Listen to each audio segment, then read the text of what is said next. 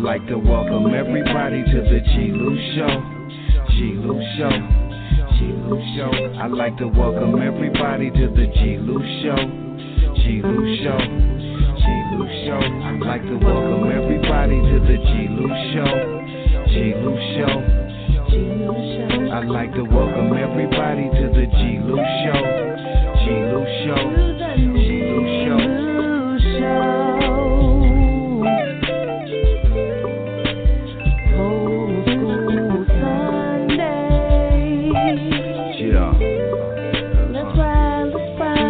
To welcome everybody to the G-Lew Show. OG Sunday, fun day flow. It's the last day of the week before it's Monday. So everybody pay attention, turn this up, just listen. I envision the ascension of the smooth composition. That's the reason I believe that I've been put in this position. It's been a minute since I did it, but I'm back in it to win it, won't stop. I keep going on, the flows is never ending. It's the OG Sunday Low Rider Show. We vibing for show, rated number one on Blog Talk Radio. So like to join up and blow. Then dial 914-803-4001. The night is still young, so tune in. You are now listening to the one and only G-Lew Show.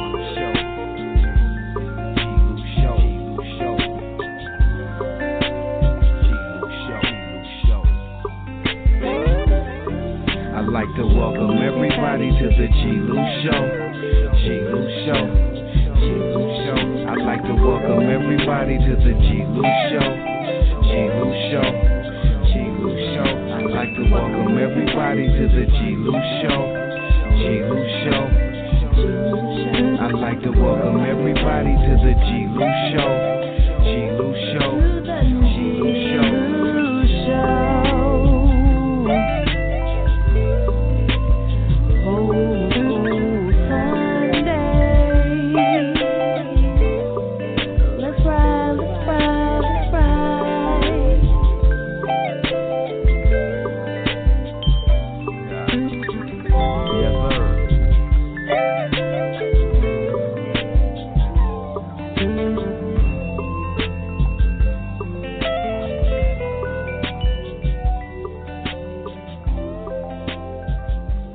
Sounds so beautiful, don't you agree? The G-Lew Show, OG Sundays, fabulous lowrider oldies for all the OGs and all the homies and all the homegirls. And tonight we got a special show lined up. Hold on a second, give me some music, please. Okay, tonight we got a very special show lined up for you. We're spending the evening with the ladies tonight. We've been promising you this show for a minute, and tonight we got it. We got the lovely ladies, mother and daughter edition.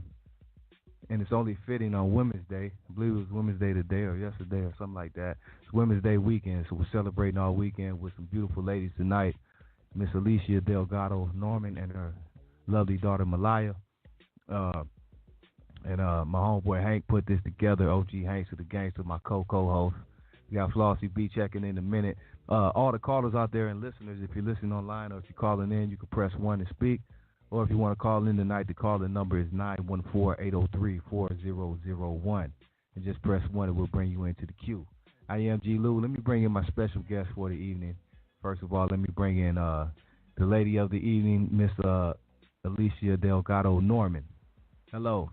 Hello there. How are you? Hey, I'm doing great. How you doing tonight? I'm okay. You have to walk me through. Okay, you ready? You ready for this? You ready tonight? You ready?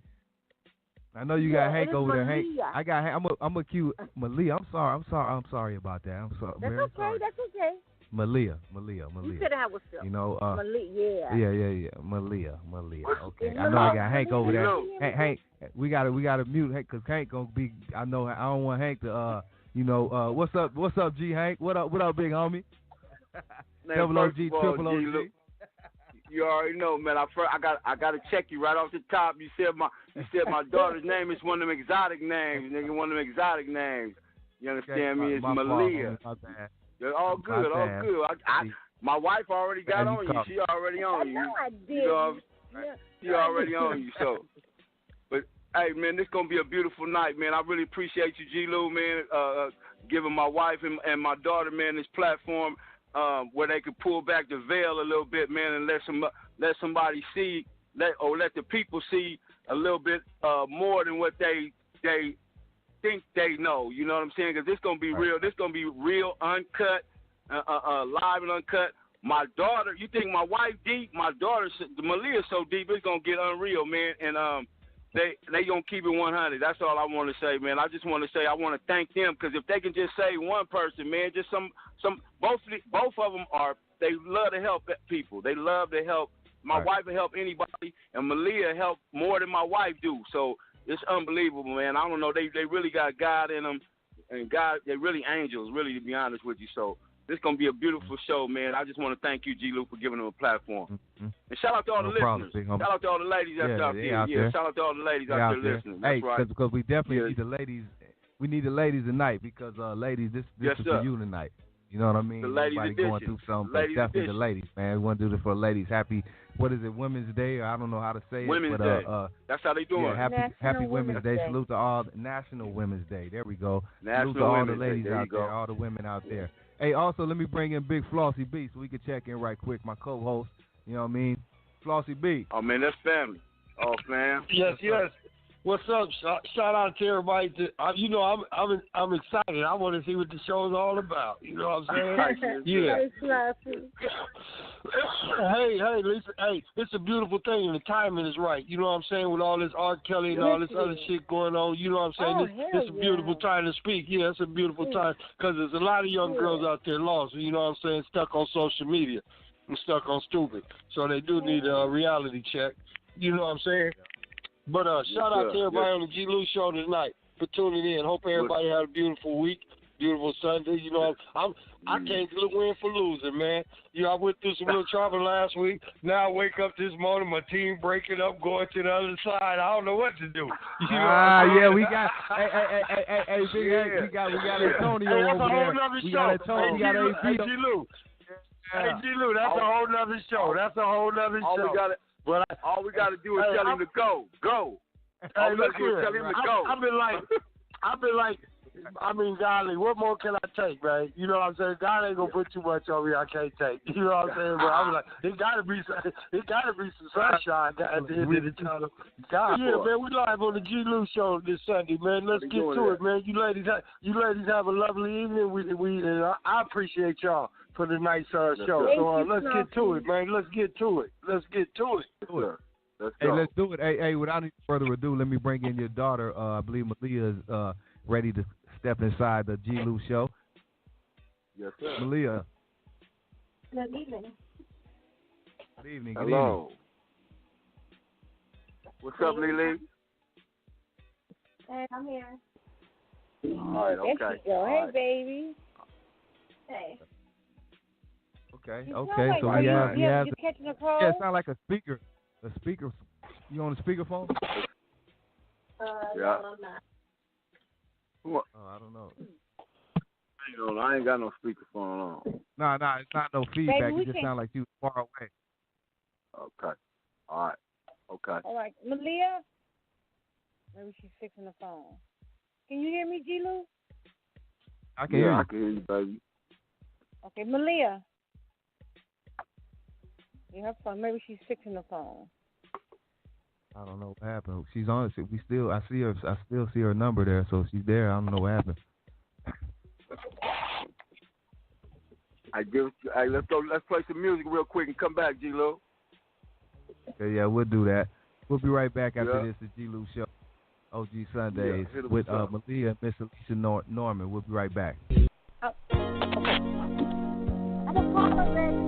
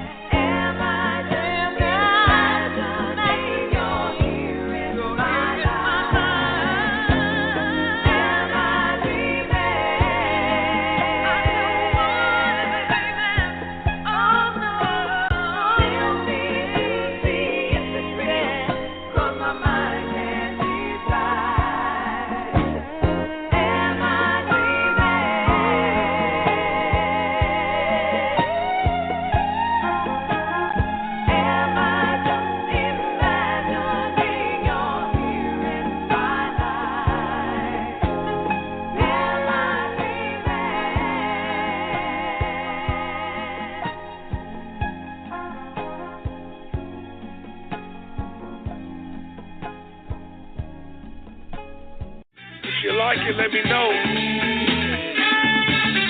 It's going down in a real way. I need y'all to check out my other comrade, my co-defendant. He goes with the name of G-Lew.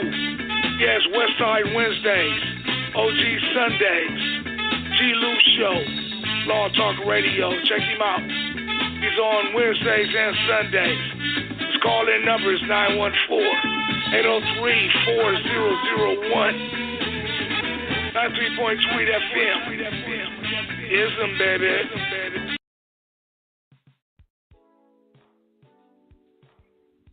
You're back live on the G-Lew Show, OG Sundays, for After Slow Rider Oldies. And we're back with our special guest for tonight. We had a couple difficulties, but I think we got it right. We're back with Miss Malia, the daughter of Miss Alicia Norman. We have Lisa with us as well. Good evening, ladies, once again. Good evening.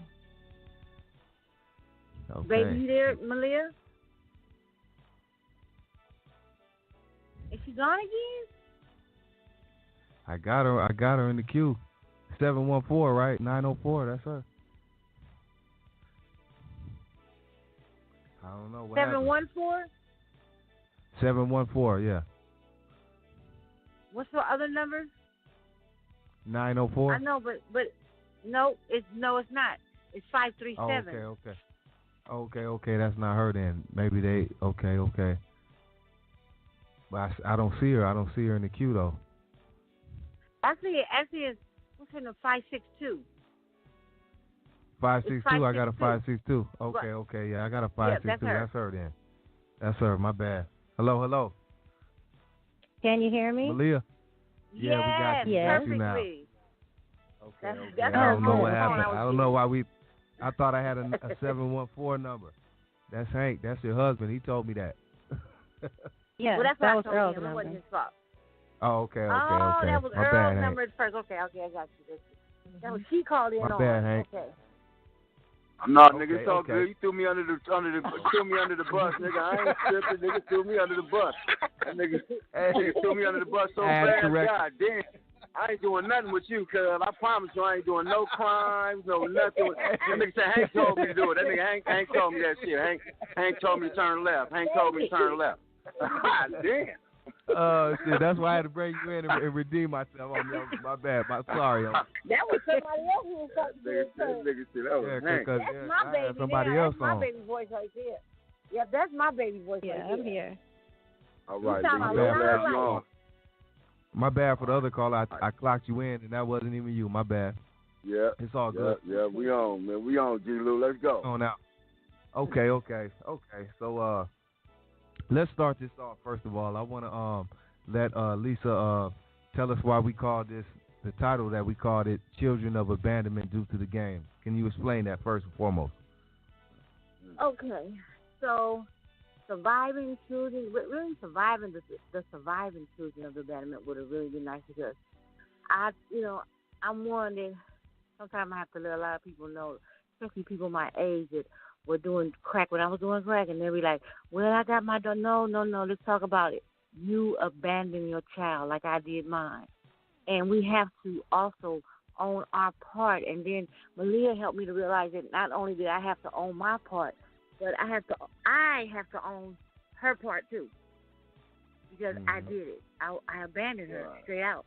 Now I wanted to, but if you know anything about crack, cocaine, or any drug, and how it works on the brain is, you don't want nothing else but the drug. It makes you everything else that ever made you feel good, like just eating and sleeping, anything. It takes all control over all of that. So when I abandoned my daughter, I was on crack, and it's like I wanted to be the mother, but the crack wouldn't let me be the mother. And then I feel guilty for not being a mother. And then I get high, and then I feel guilty about getting high. And then I get high for being, and it was just a big circle. And before I knew it, she was 2 years old, and I told her I was going to the store. And then I come back from the store, she's 21. Those years went by that fast. And at the same time, the only time that I felt like a mother was when the streets didn't have me and the jail system did. Then I wanted to be this mother. It kicked in so fast. And as soon as I get out, And because of the addiction, as soon as I got out, so as much of a mother as I wanted to be in jail, as soon as I was able to get my hands on that other thing, it went out the window. It went out the window. And now I realize it wasn't me, it was me on drugs. Right. We understand the drugs can do that. But, Lisa, take us back a little bit, though. You know, you talked about how the drugs had you, you know, and took you hostage and made you abandon your child. But take us back before that when you were a loving mother to your daughter and the good times before that, you know, leading up to that. Okay, well, it's not too many years because, you know, I was 17 when I got pregnant. I had her when I was 18. And then I had one foot in the life in the game and one foot out the game because her dad was in the game. So he also was an absentee father because he was doing life in prison because he was robbing. So while he was robbing, I was a church girl. At the same time, I was still messing with this, you know, this bad guy. So what happened is I ended up getting into that world, and my foot was on a banana peel, and I slipped right into it. So at 1920, after I had her, I was just starting to freebase. Okay. Right before I had her, I was starting to freebase, I'll say. And then, no, I was snorting. And then right after I had her, 2 years later, I started freebase. But before then, like you said, I was a mother. I was the breastfeeding mother, the one that took care of her daughter and had her every day and played with her and everything like that. But 2 years is so short. It's so short. So when I left her at 2, the most memory and beautifulest memory I have is breastfeeding her and that bond between mother and child. The other part is like vague almost, but that bonding right there, I'll always remember. Or our first apartment moving in by myself because her dad wasn't there. I'm the one that was with her for those first 2 years, really, you know, because he was doing time. So, but by the time he got out, I was off and running. She was 2, and you know, I just was off and running. So those 2 years I got out of her. Right, and I want to bring Malia in, you know, at this part. I know you were only 2 years old and young, but can you tell us what you remember, if any, about this time? I think what most people don't take into consideration is the parents had drugs to kind of numb things and to forget a lot of things, and we had reality to remember everything. So I have no memory of living with my mom and my dad ever, because I was 18 months when I started staying the weekends at my grandmother's, and by the time I was a few months after 2, I was living with her full time. So I don't have any memories that young, of course, but I do remember feeling like I was missing something. And my mom, she doesn't have a lot of memories of popping back up, but she used to pop up all the time, but she would be high. And some of the time she would be sober. I guess she had just got locked up for a couple of days or whatever. And she would pop up at my grandmother's house, and my grandmother wouldn't even let me see her. And I understand, I think, that it was to protect me. But a lot of times, you know, it's like the kids are being punished for their parents' mistakes.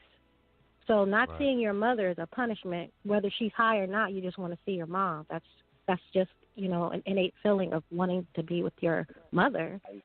And my grandmother could not understand that, so she would keep me away. Right. You know? That's what I was going to ask you. How was that time for you as a child? Like, you know, you were raised with your grandmother. I'm sure everything was okay, but how did you feel not having your mother or father, or did that go through your mind, or how did you feel about that as a kid? First of all, it was not okay. So that's like a whole nother radio show right there, why grandparents shouldn't really raise their grandkids. But I was raised an only child until 5 years ago. So I was alone, and from what my mother and my father both told me, I learned to read and speak very young. So I could pick up a lot of things pretty early on, and I knew that my dad loved me because I got to see him every weekend because I live with his family. But I didn't see my mom at all for like 6 years at a time sometimes. And I didn't even see her side of the family very often either. So it was very hard. You kind of initially blame yourself, I think, because you had to have done something to have your mom not want to be around. And, you know, a lot of adults, you know, especially being black, they tell you, you know, a kid stays in a kid's place. So they never even talked to me about, like, your mom has a drug problem. She loves you, but that's why she's not here. It wasn't until I was 13 I even knew anything about my mom having a drug problem. So from 2 to 13, I blamed myself, and it was a lot of self-hate and a lot of, like, issues with my family, with my dad's side of the family where, you know, I had an actual family member tell me, like, you were so bad your mom didn't want you. And so I really believe that for almost until adulthood, honestly. And so it's really hard to understand that these kids that are being left behind, no matter who they're being raised with, is still not their parents. And it's not the same. And I commend the grandparents and the aunts and uncles who are raising their relatives correctly with love and support and therapy. But there's a lot of us who were not raised with any of those things. And so, you know, for me to have turned out not, you know, addicted to drugs, not in and out of prison, never been, is kind of shocking because I was headed in that direction so many times. It was very easy to be caught up in the same life, but God is good. And I had a daughter really young, and, you know, I had to get my stuff together really young. So growing up, it was rough. It was really hard. It was mind-boggling, and it takes you until adulthood. You know, there's still issues you have to work out. So it was just, I needed my parents, basically, and it's not anything that can be changed now, but hopefully people can understand you're out there getting high, but your kid is sober, and they're at home waiting. And they don't even know most of the time what's going on, so the first person they're going to blame is themselves. So that's pretty much how I felt growing up. And then, you know, the life is so crazy and karma is so bad that, like, we were numb. You know, the parents don't know what their head, you know, and I try to tell the people I work with now, don't be like me. Do not make the mistake I made. If your child is young, 2 and 3 years old now, what's going to happen is as we get sober, and I have 20 years now, so as I'm sober now, but what's going to always haunt me, worse than the drugs, what's going to haunt me is that I wasn't there when she fell on her leg and cried and wanted her mother. I wasn't there when she had her first ball. I wasn't there for the first boyfriend, the prom, the first dress, you know, the first time she put on makeup, her everything, her first menstrual period. I missed all of that. And you know what? I can never get it back because I can never make her be a little girl no more. That's where that I try to get the people now to understand. You better get it right now because that is the most horrible feeling in the world. I cannot get those back. Right. And I'm sorry, Malia, I want to ask you. You kind of answered it a minute ago, but I want you to take us deeper. Like, at what age you this, you know, growing up, like you said, you had questions and everything. But at what age did you finally realize what was really going on, and or what information did you get, or how were you able to take that in and understand what was really going on while your parents or while your mom wasn't around? I was 13, and my great-grandmother, we called her Manir, my mother's grandmother, I used to spend time with her, which was great time. I loved my great-grandma. But she literally sat me down one day because I told her, I said, you know, when do you think my mom will stop hating me so much? And she said, what? Who told you that? And I told her who it was who had been telling me that for years. And she said, no, sit down. And she said, don't you ever think your mom doesn't love you. She said, you are loved. Your mom and your dad both love you. But your mom has issues with drugs. And this was when the whole DARE thing was big and the war on drugs and all that stuff. So I knew about drugs, and I knew people on drugs. I didn't know my mother was one of those people. It never dawned on me. And she said, those times your mom left you in the store or left you at the bus stop and didn't come back, it was because she was high. It wasn't because she wanted you to be harmed or didn't care about you or forgot about you. She was high. And it was almost like a weight was lifted off of me because I had no clue before that. Like everything came flooding back. All those times where like my mom showed up to a birthday party I had at Chuck E. Cheese when I think I was 7 years old. And I have these pictures. My mom has no recollection of this day, but I was just so happy my mom was there. But she was high as a kite at that party. And everyone knew it, so they made her leave. And I just couldn't understand, like, why would you guys make my mom leave my birthday party? I hadn't seen her in 4 years, you know? Mm-hmm. So, like, 13, it took 13 for me to finally know for sure that that's what it was. Did it make it better? No. It really didn't because my situation was the same. But at least I understood that it wasn't just her. It was her on drugs. So, and, you know, we learned a lot about, you know, what drugs does to the brain. You know, this is your brain on drugs, the whole egg thing. Back in the day, those commercials. So I got it, but I just was like, well, why can't she just stop? Why can't she just come home and, like, come pick me up and stop doing them? I mean, if she knows that this is what they do, why is she still doing them? And she was in and out of rehab a few times, you know? Okay. So we did see her in rehab, but it never worked. Right. Okay. And with that being said, once you found these things out and you were able to understand more, was it different conversations you had with your mom now when you've seen her from time to time? Like, you know what I mean, a different conversation, like you know what's going on and she knew, or how was that? I did not see my mom. This is honest truth. I can tell you when I saw her. I saw her when I was 7. I saw her when I was 8. I saw her when I was 13 twice. No, 11. And then I didn't see her again until I was 13. And then I didn't see her again until I was 19 years old. So I never saw my mom like on the weekends or every other month. It was literally like years spanning. So when I did see her, it was all about us just wanting. Now I don't know if she remembers this, but she used to come and almost kidnap me when I was little a few times. I guess she was supposed to just do a visit. She convinced my grandmother twice to let me just come outside to see her. And I remember one time we were living in a van. It was a white van, and I think it was on Skid Row. And it was with some guy named Edwin. And he was really nice. But, like, to me, that was an adventure. I didn't care where we were living. I was with my mom. So, like, to me, it was like we were camping out. Looking back now, that's really scary and probably dangerous. But when I was little, it was fun. It was amazing. Like, we didn't have to go to school. I was with my mom. It was always people around. It was kind of fun. Now, would I do that now? No. But, like, for me, I just wanted to be with my mom. And Edwin actually said, you know, your mom is really sick, and we're trying to get her better so that she could take care of you. And she ended up disappearing while we were there, so he ended up taking me back to my grandma. But I never sat down and had that why do you do drugs conversation with her, no. I never asked her about it. When she was around, I just wanted her around, and I didn't care, quite honestly. So it was just the question of maybe she'll just stop.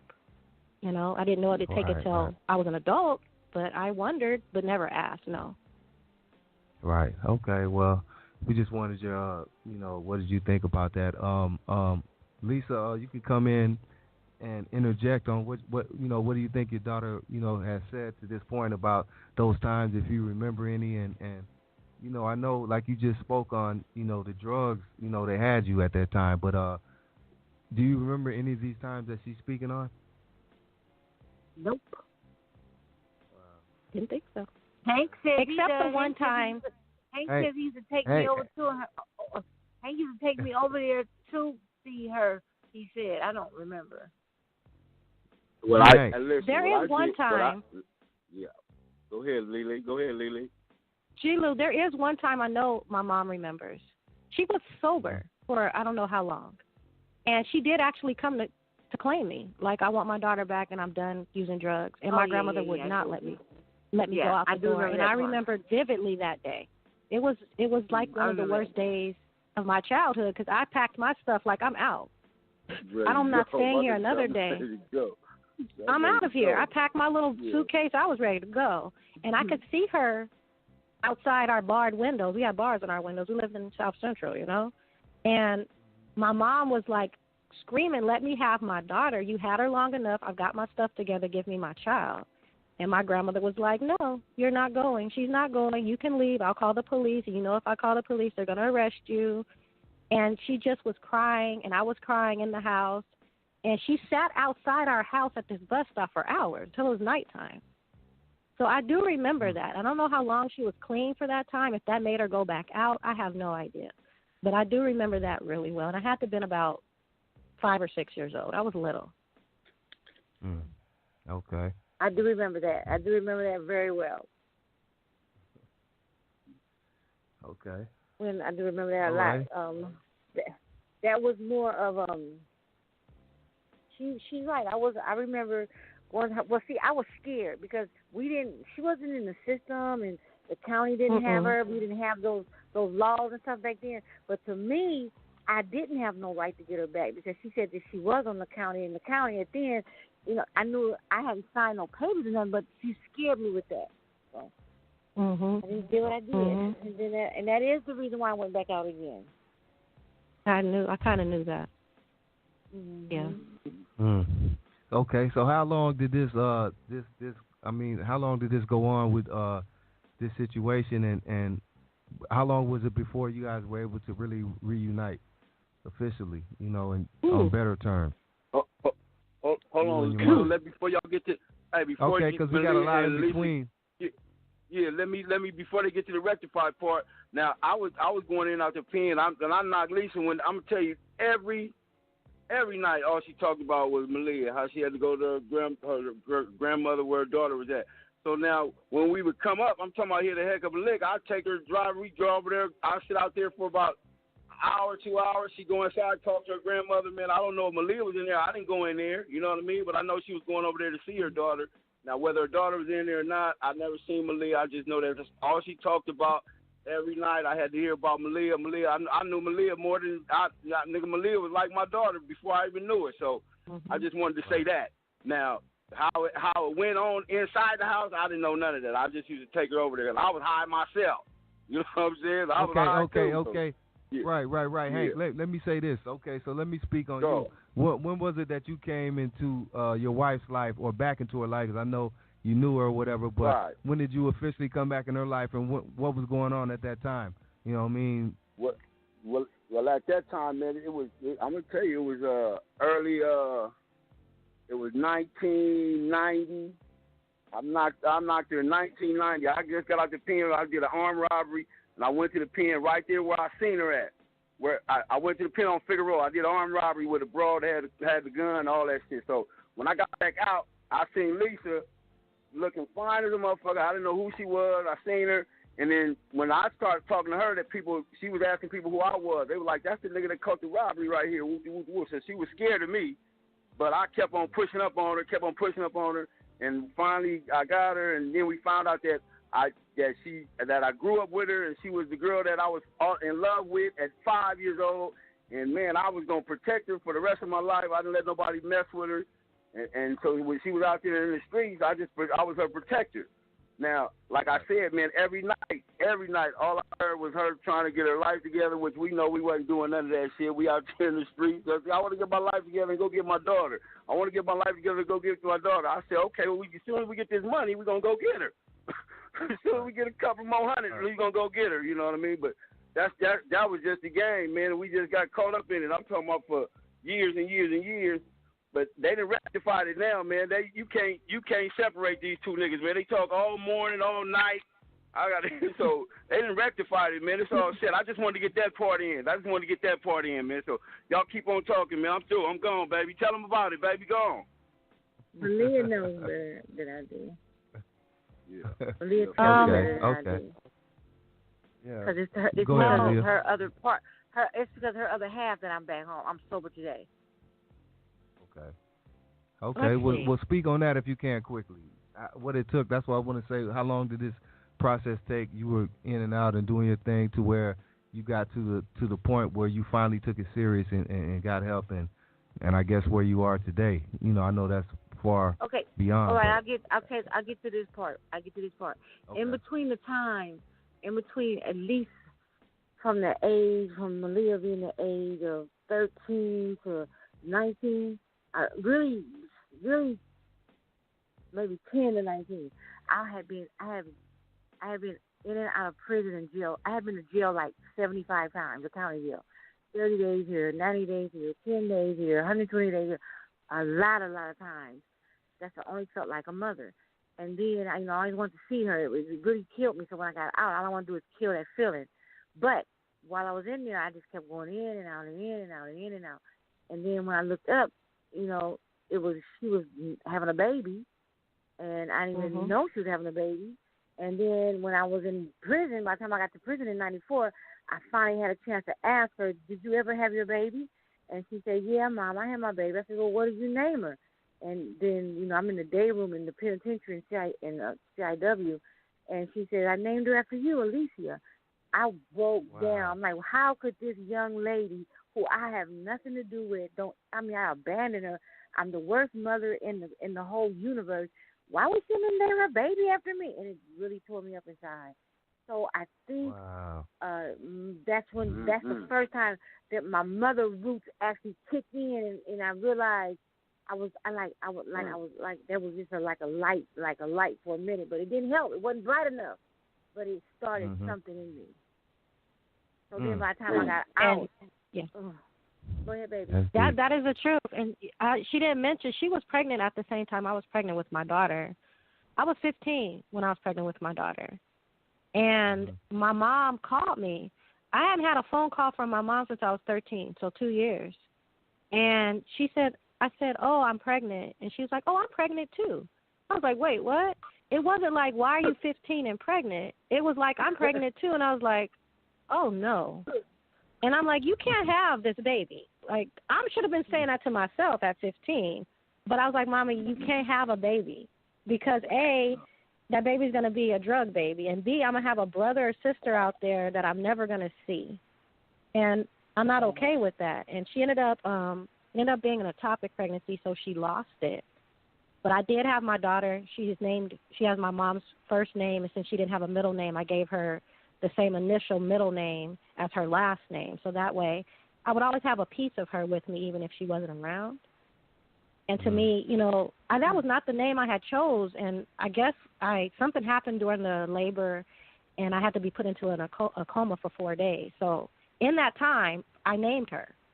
That's what they said. I told them to name her, and I woke up, and that was her name. And they just kept saying, name her after my mom. That's what they kept saying I was sick. So that was in, my daughter was born in December of 93. I was 16, 2 days after my 16th birthday when I had her. And I didn't talk to my mom again until 3 years later. I was 19 years old.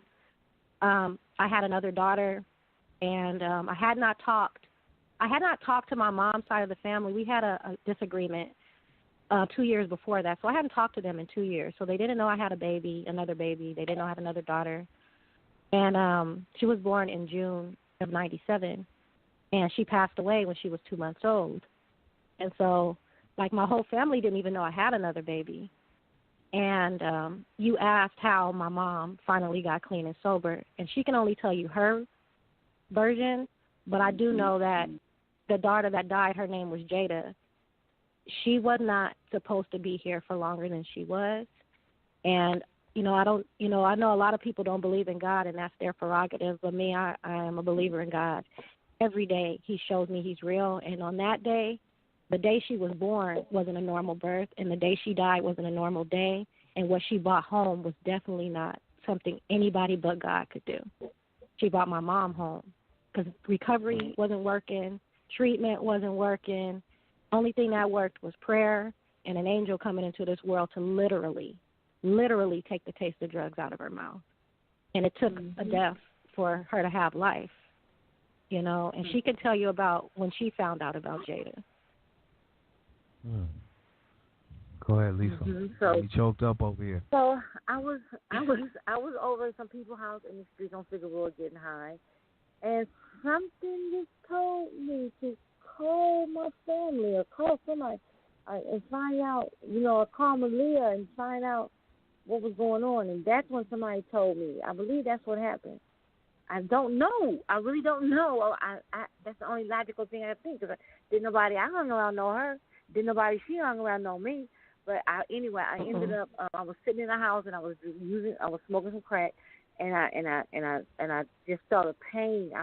I knowing that her child had died. I finally, for the first time in my life, felt like a mother.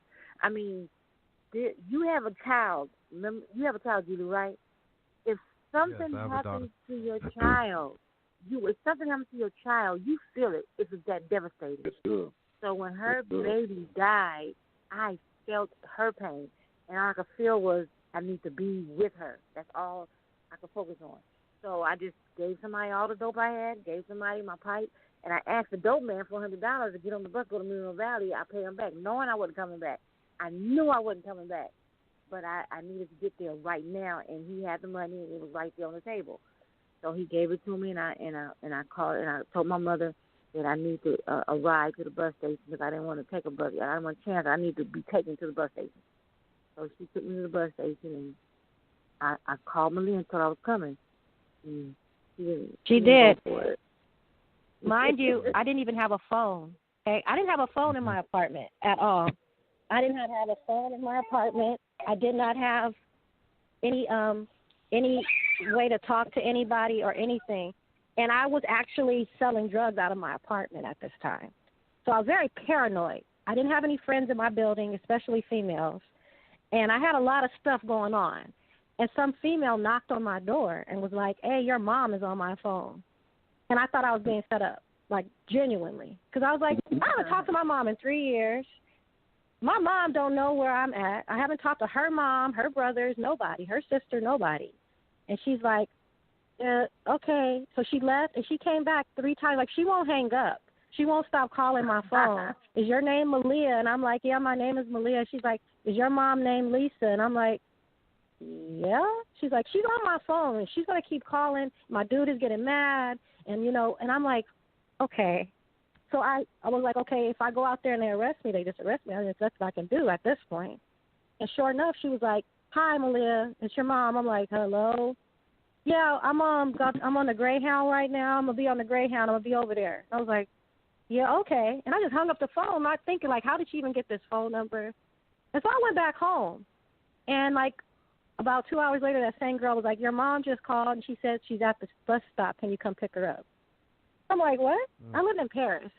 It was in the middle of nowhere, And so I went and picked her up, and she slept for, like, 3 days straight without waking up. I thought she was dead. Like, I had never seen anything like that. And my dad happened to be out for 1.5 years during this time. And I had to call him like, Daddy, you will never believe who's in my bed right now.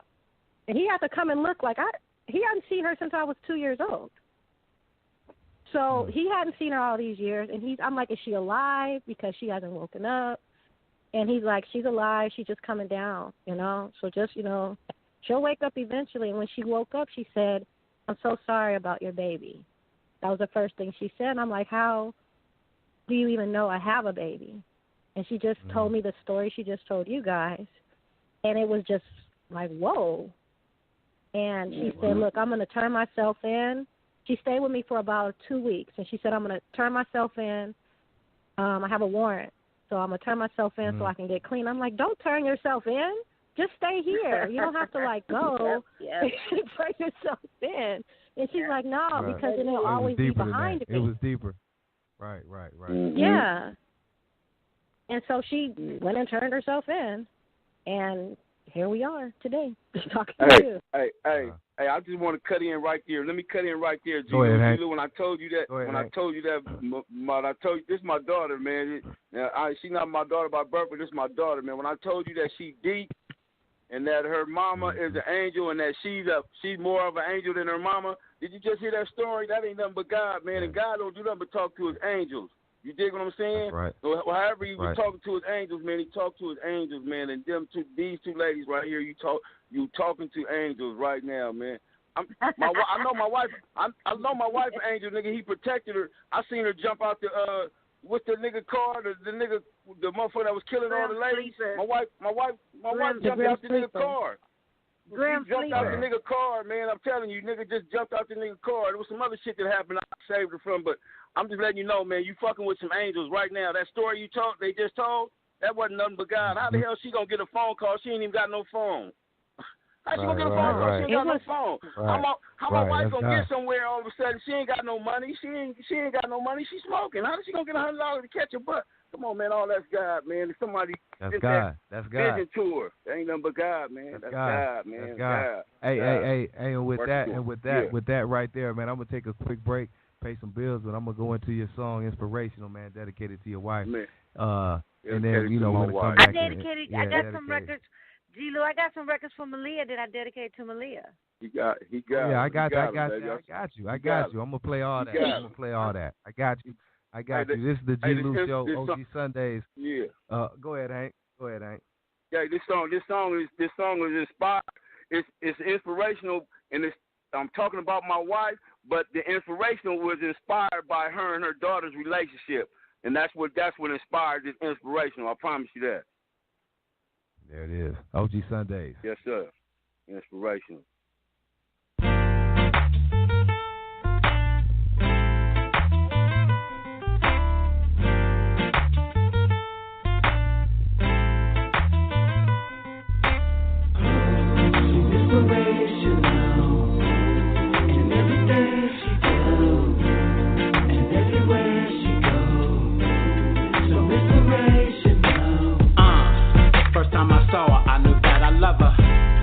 My only wish is to get undercover. I'm only 5, I don't know anything. But what I know is she my beauty queen.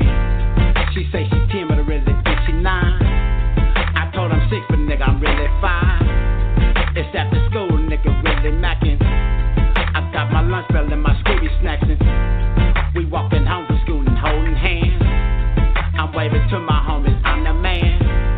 Just like a Mac, I'm on the outside. She like my girl, she on the inside. Walk by the park, I see the robot slide.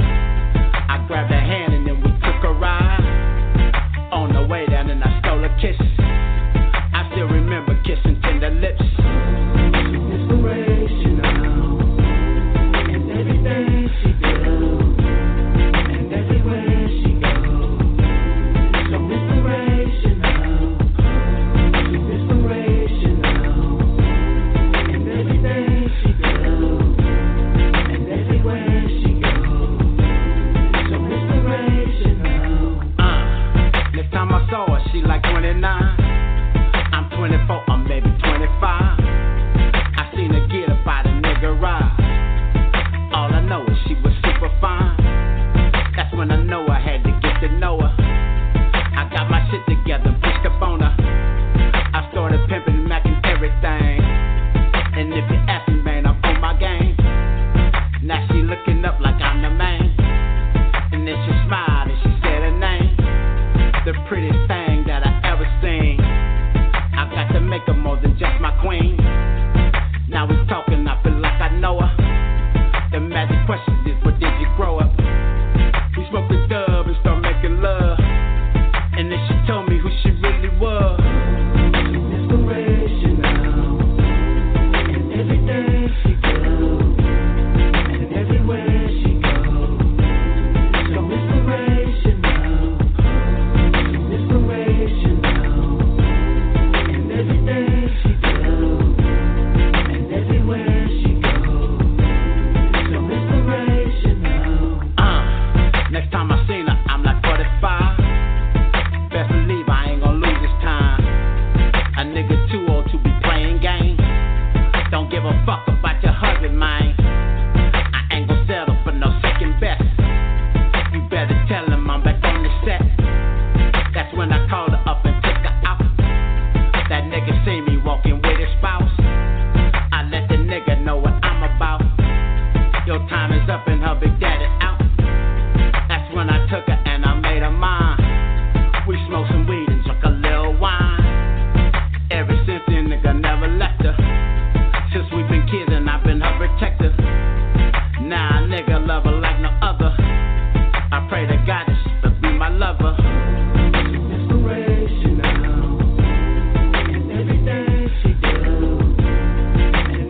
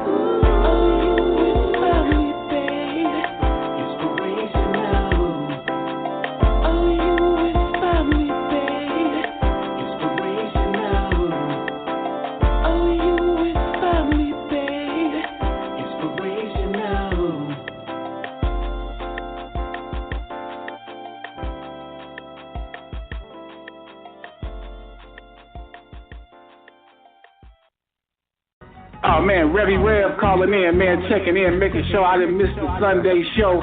You know, I heard Flossy B saying, he like to do things on Sunday to get rid of all the BS that he been going through. With Rev Ali right with him, man. You know what I'm saying? I'm right here with you. I caught the show for the first time. I'm in here. I hear Malik. You know, that's my good brother, man, great brother, man. You know, he been about peace since the day I known him. That's how I know him, because he was about peace. You know what I'm saying? So I'm here with you, G-Lew. D, man, I appreciate y'all, man. Shit, man. I just want to give a shout out, I guess, to everybody, man. Thanks for tuning in, man. Respect that G-Lew Show. You know what I'm saying? It's a thing that's happening right now. It's the most popular thing on the radio. So tune in, listen in, log in, call in. It don't matter. Just make sure you're in the car. And much love to you, G-Lew, for, allowing me to be here and sit at this damn long table. You know what I'm saying? Shout out to the homie Snow. It's the G-Lew Show. OG Sundays, Fabulous Slow Rider Oldies. And Lisa wanted me to dedicate this one here to her daughter.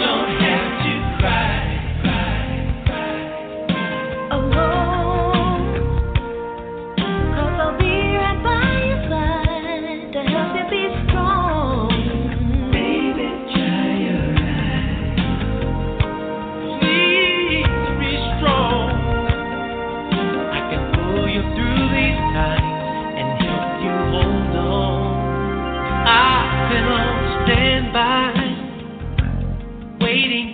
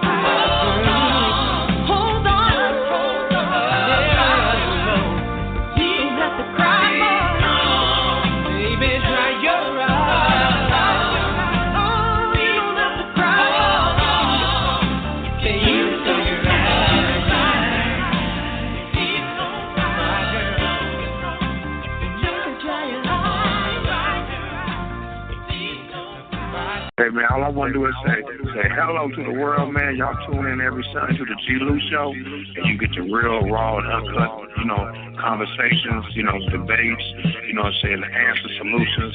So you don't get no problems coming on this show here, man. I want to say to everybody in the world, it's cold outside, like he said, man. But it's a cold world we live in, like we always have said. But, man, let's keep it warm. Let's keep it good heart. Let's get humble. Let's start doing things we used to do today, man. Let's make the present and all not the past, man. All this is a memory, you know what I'm saying? The memories do last today. They take we have to live each and every day the same way we did yesterday. Today, man. All I'm going to say is peace, love, and the words of God Cornelius. That's all. That part right there, the G-Lew Show, OG Sundays, Fabulous Slow Rider Oldies. I'm back with my co-host, Hanks the Gangster, and his wife, his lovely wife, Alicia Norman, and her lovely daughter, Malia. And we're back, ladies and gentlemen. Shout out to all the callers and everybody tuning in. Hank, turn that speaker off. Yes, sir, man. That nigga know. Okay. Oh, man. Hey, how you know, man? That nigga know, man. I'm glad you know. I sure be on it. I be listening to that music. I get stuck listening to that music, man. Oh, love one.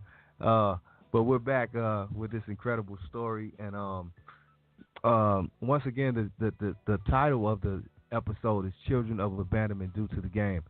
But Alicia had a remix of that. What was the title you came up with? You ain't got her in. You ain't got her in on the thing. There you go. Oh, there she is. Now I just wanted you to elaborate once again on the title of the show and what it means and everything that we've been talking about. Hello, Lisa. Baby, hold on. Baby, you must not be on the key. Which one?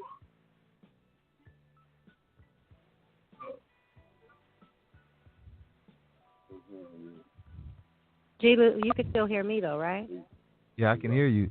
Yeah, I hear you. And she's in. She's live. I don't know. Okay. Yeah, I can hear you. I don't know where your mom is. We got her tapped in. Can you hear her now, G-Lew? You gonna call back? You gonna call back? Okay.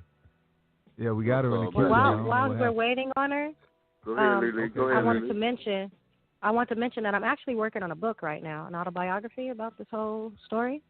Okay. From my life from 2 on up. I haven't completed it yet. It's in the works still, but so you guys are the first to know about it.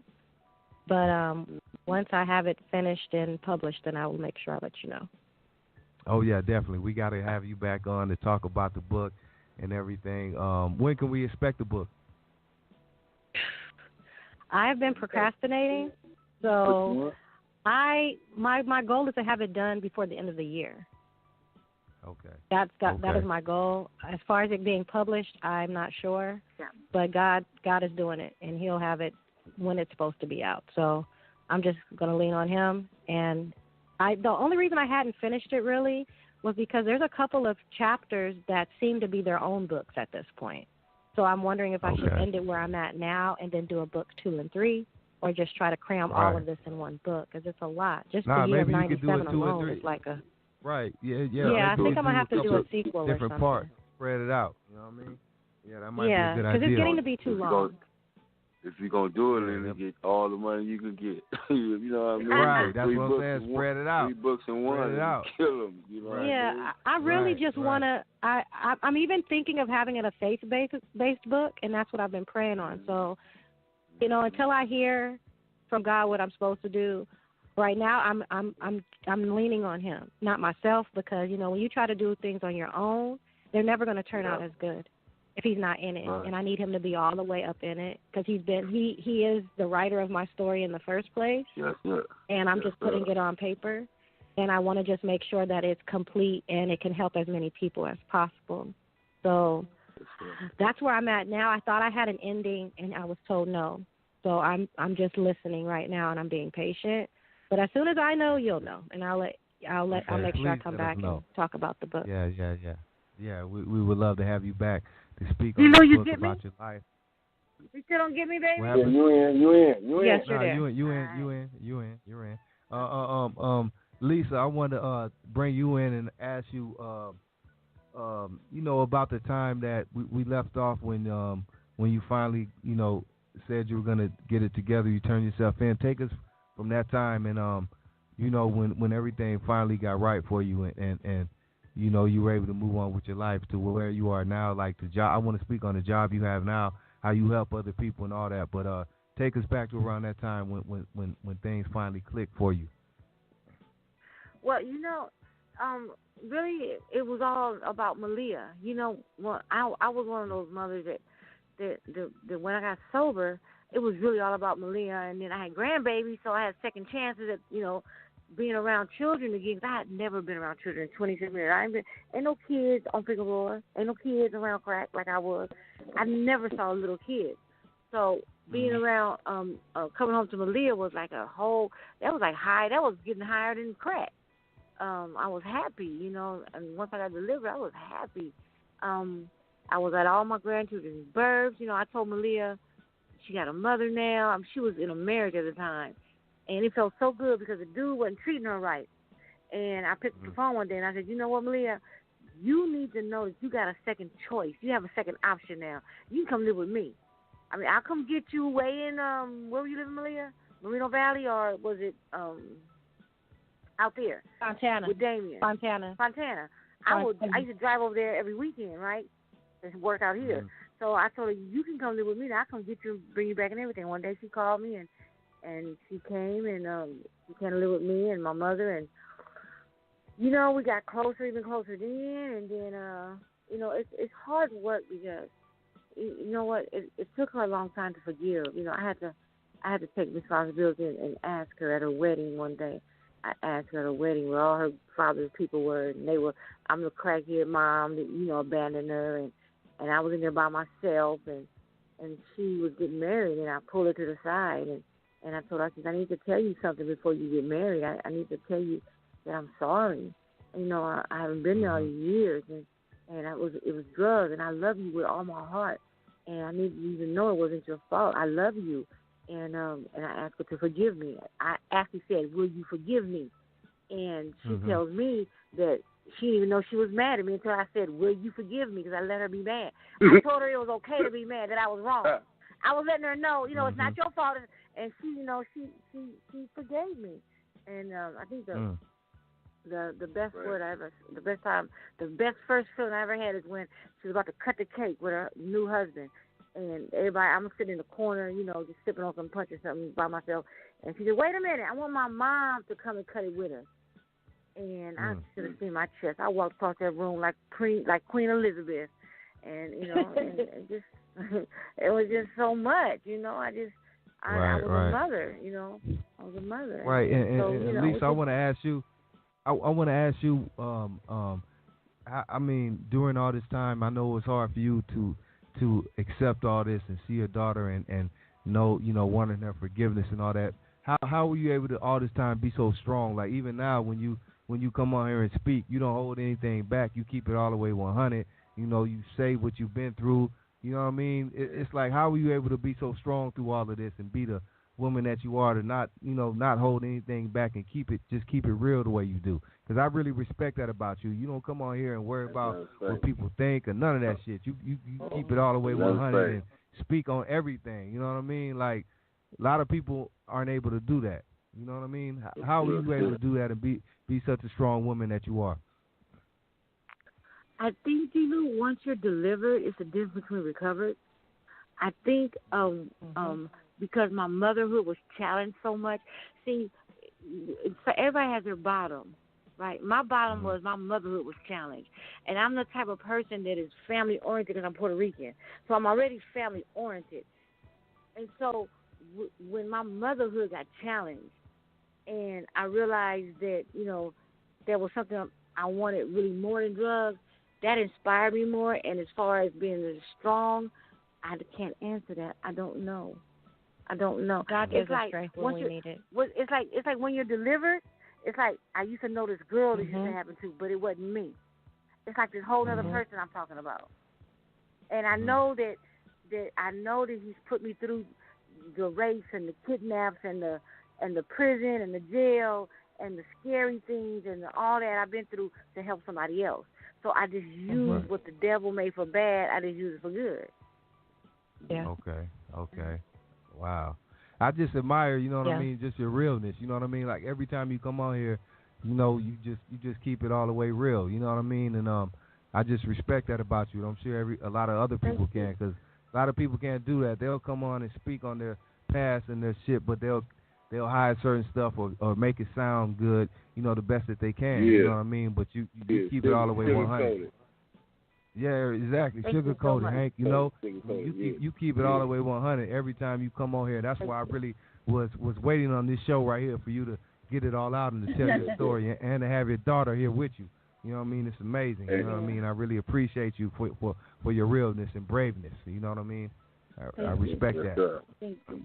That's right.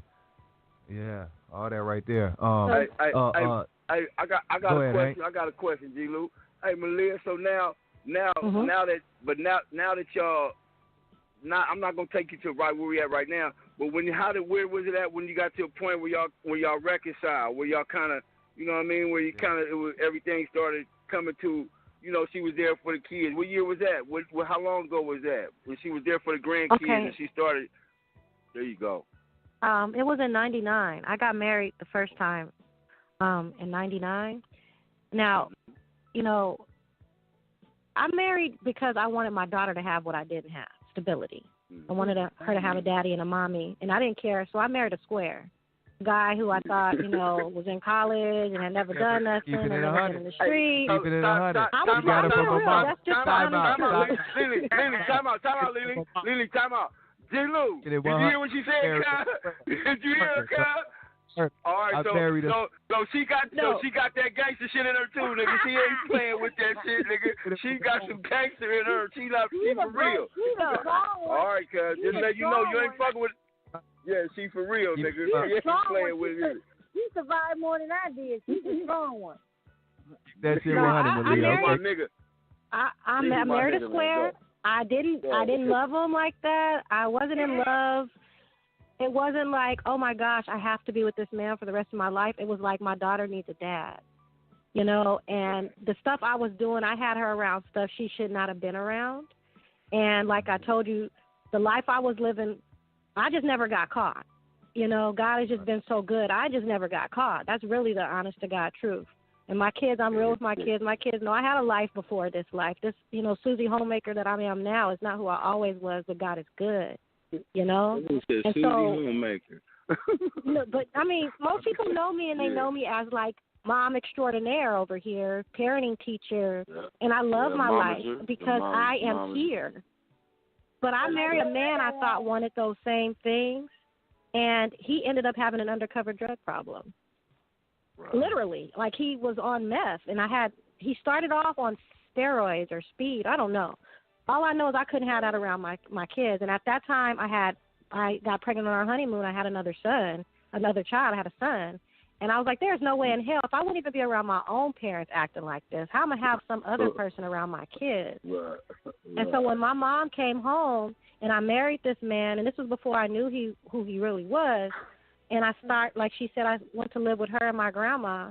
You know, I used to joke with her because the story we didn't tell was when my mom left me with my grandmother in the beginning, she told my grandma, I'm going to go get some milk. I'll be right back. And she came back 6 years later.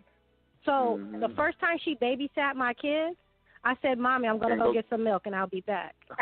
And she just started cracking up. She was like, wait, what? Honestly, when you hold on to stuff, you're hurting yourself more. And I'm not saying like the first day she came home, I forgave all the things that she missed out on and caused to happen to me because of her being gone. But when she came home and got delivered and she got saved and she got baptized and she started going to church, we flipped script for a minute. I was her and she was me. Yep. You know, she was doing what she was supposed to be doing, and I was getting high and having fun and rapping, and I was just living the life. And it was like, what is happening here? Yes, no, honestly. There go I. Yes, and it was like I watched her, and I watched her turn her life. I watched Christ turn her life totally around, and I figured, as bad as she was, if he could fix her, I have a chance. What? Yeah, you still I got have a action.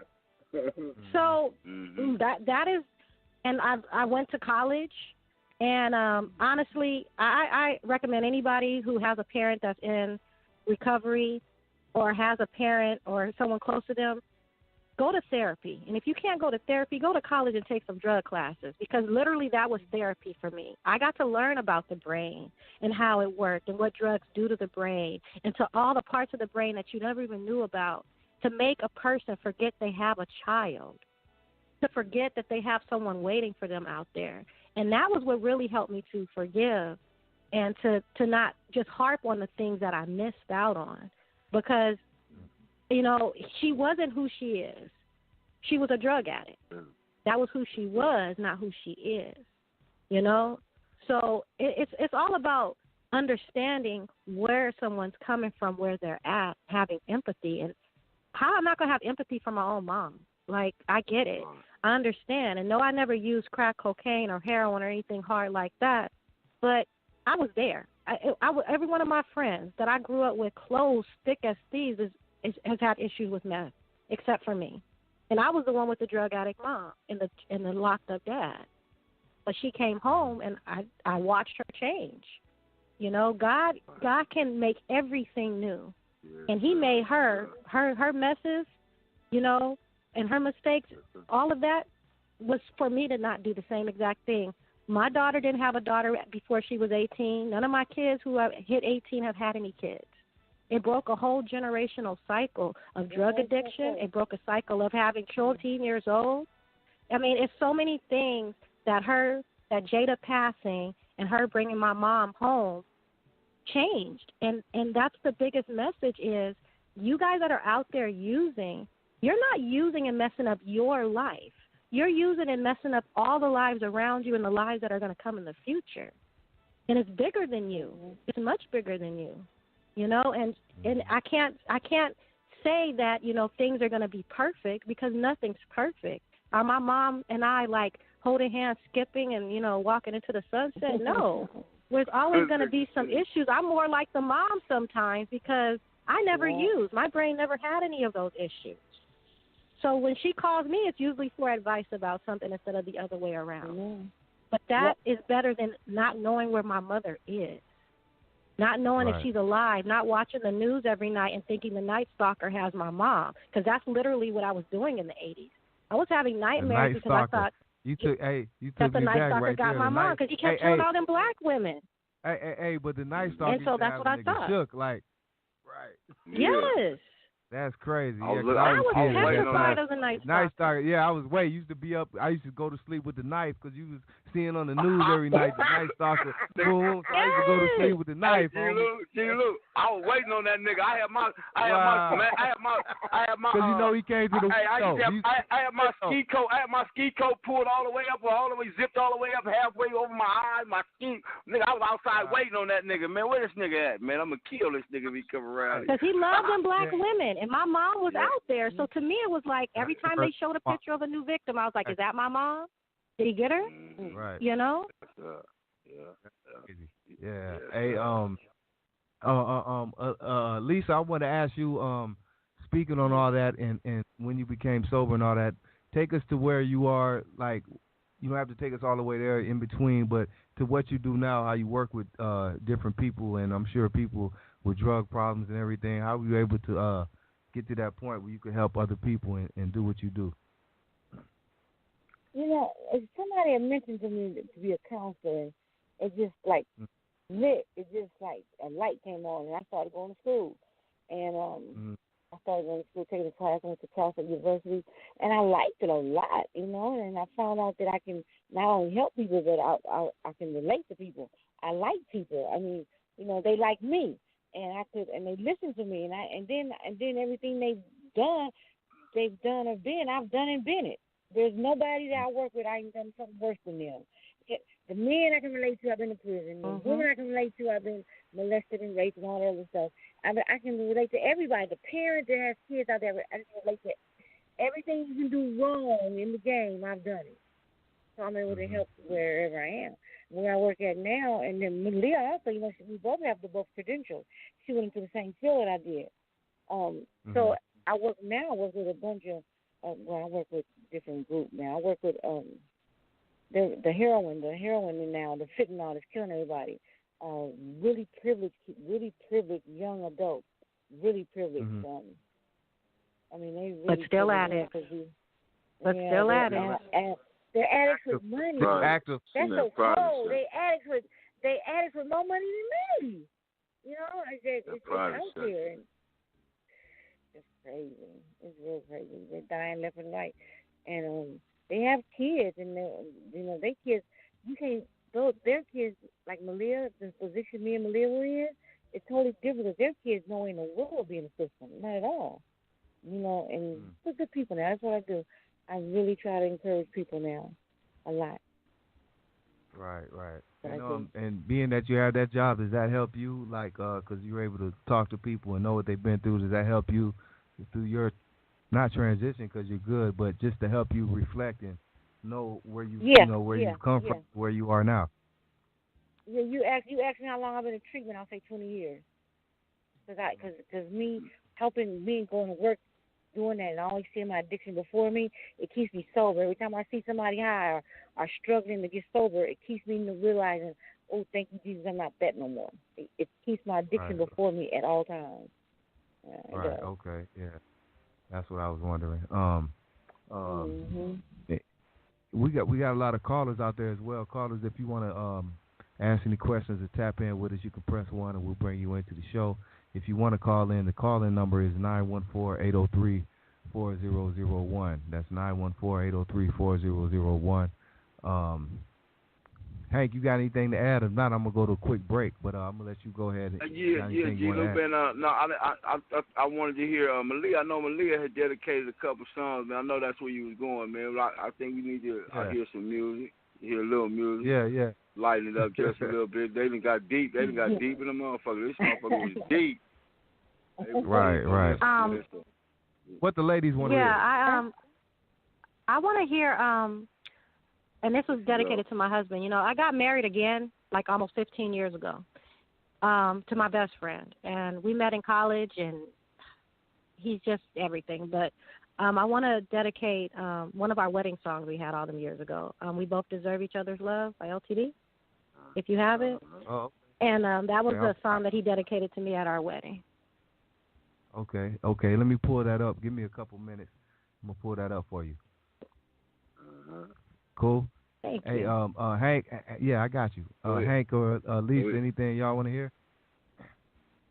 I have another one I want to hear that I've dedicated to myself, and that Malia dedicated to me years ago, and it describes me perfectly.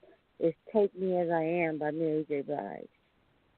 Okay, I got you. You wanted to do an old school, you should have did a Phyllis Hyman song, because, boy, we got a lot of good ones like you. Hey, why they over there arguing, man? Why they over there arguing, G-Lew? I want to let me hear "Lady" by Therese, man. I'm gonna dedicate that to my wife, man. "Lady" by Therese, man. If you can find that, man. I love both my girls, man. I love them. I don't mess with them angels. I just say yes, ma'am, yes, or whatever they ask me to do. I just do it. If I know they angels, man. But yeah, man, "Lady" by Tyrese, man. I appreciate it, G-Lew. I got you, homeboy. Hey, it's the G-Lew Show, OG Sundays. Fabulous Lowrider dedicated to the ladies tonight. National Women's Day, dedicated to you all. We'll be right back. I want to say good evening. I'm very proud of you. Let you all know, I grew up in the South during Jim Crow, lived through segregation, I lived through integration. We moved to Los Angeles to have a better life, and found that things were very similar there as they were down south. So as a mother of 3 boys who tried to raise them on my own, wasn't perfect, but best I could, and I'm proud of my son, and I just want to say I love Louis, and thank you for doing the show, and keep doing what you're doing. People need to hear this.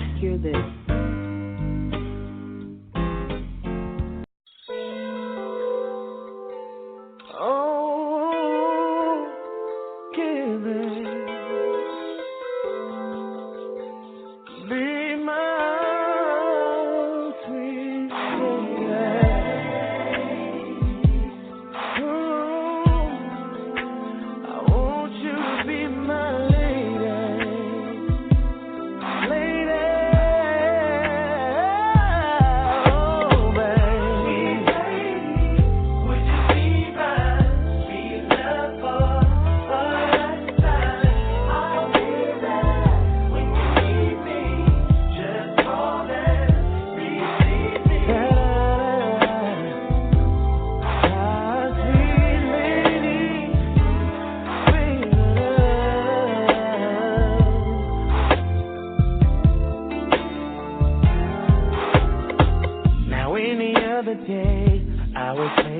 to, but I can't now, 'cause I want you. See, I'm hooked on how you flex your style, and I wanna talk for a little while.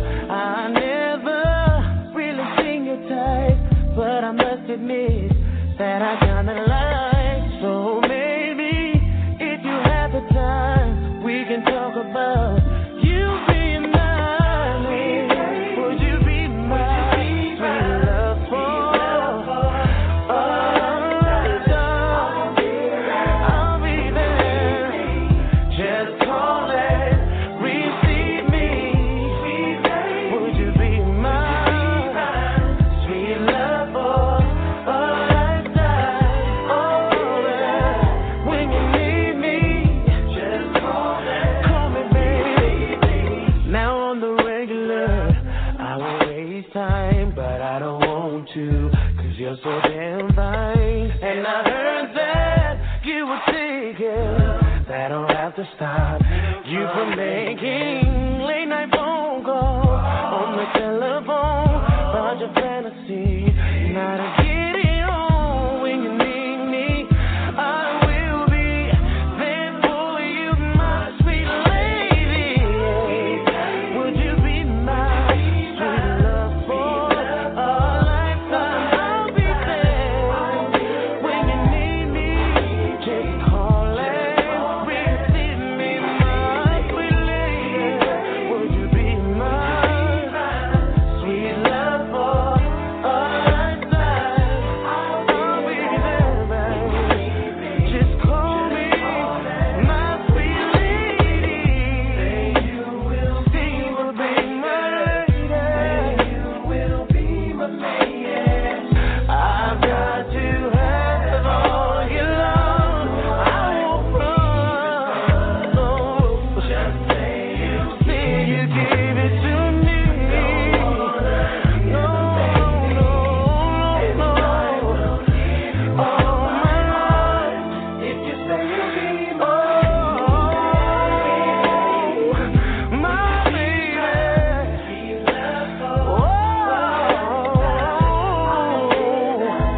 When you need me, just call and receive me, sweet lady.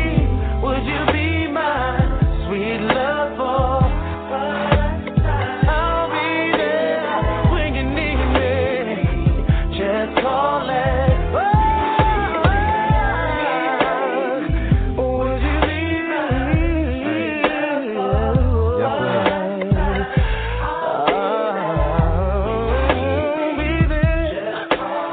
Call me, baby. See me, baby. Would you be my sweet lover for a lifetime? I'll be there.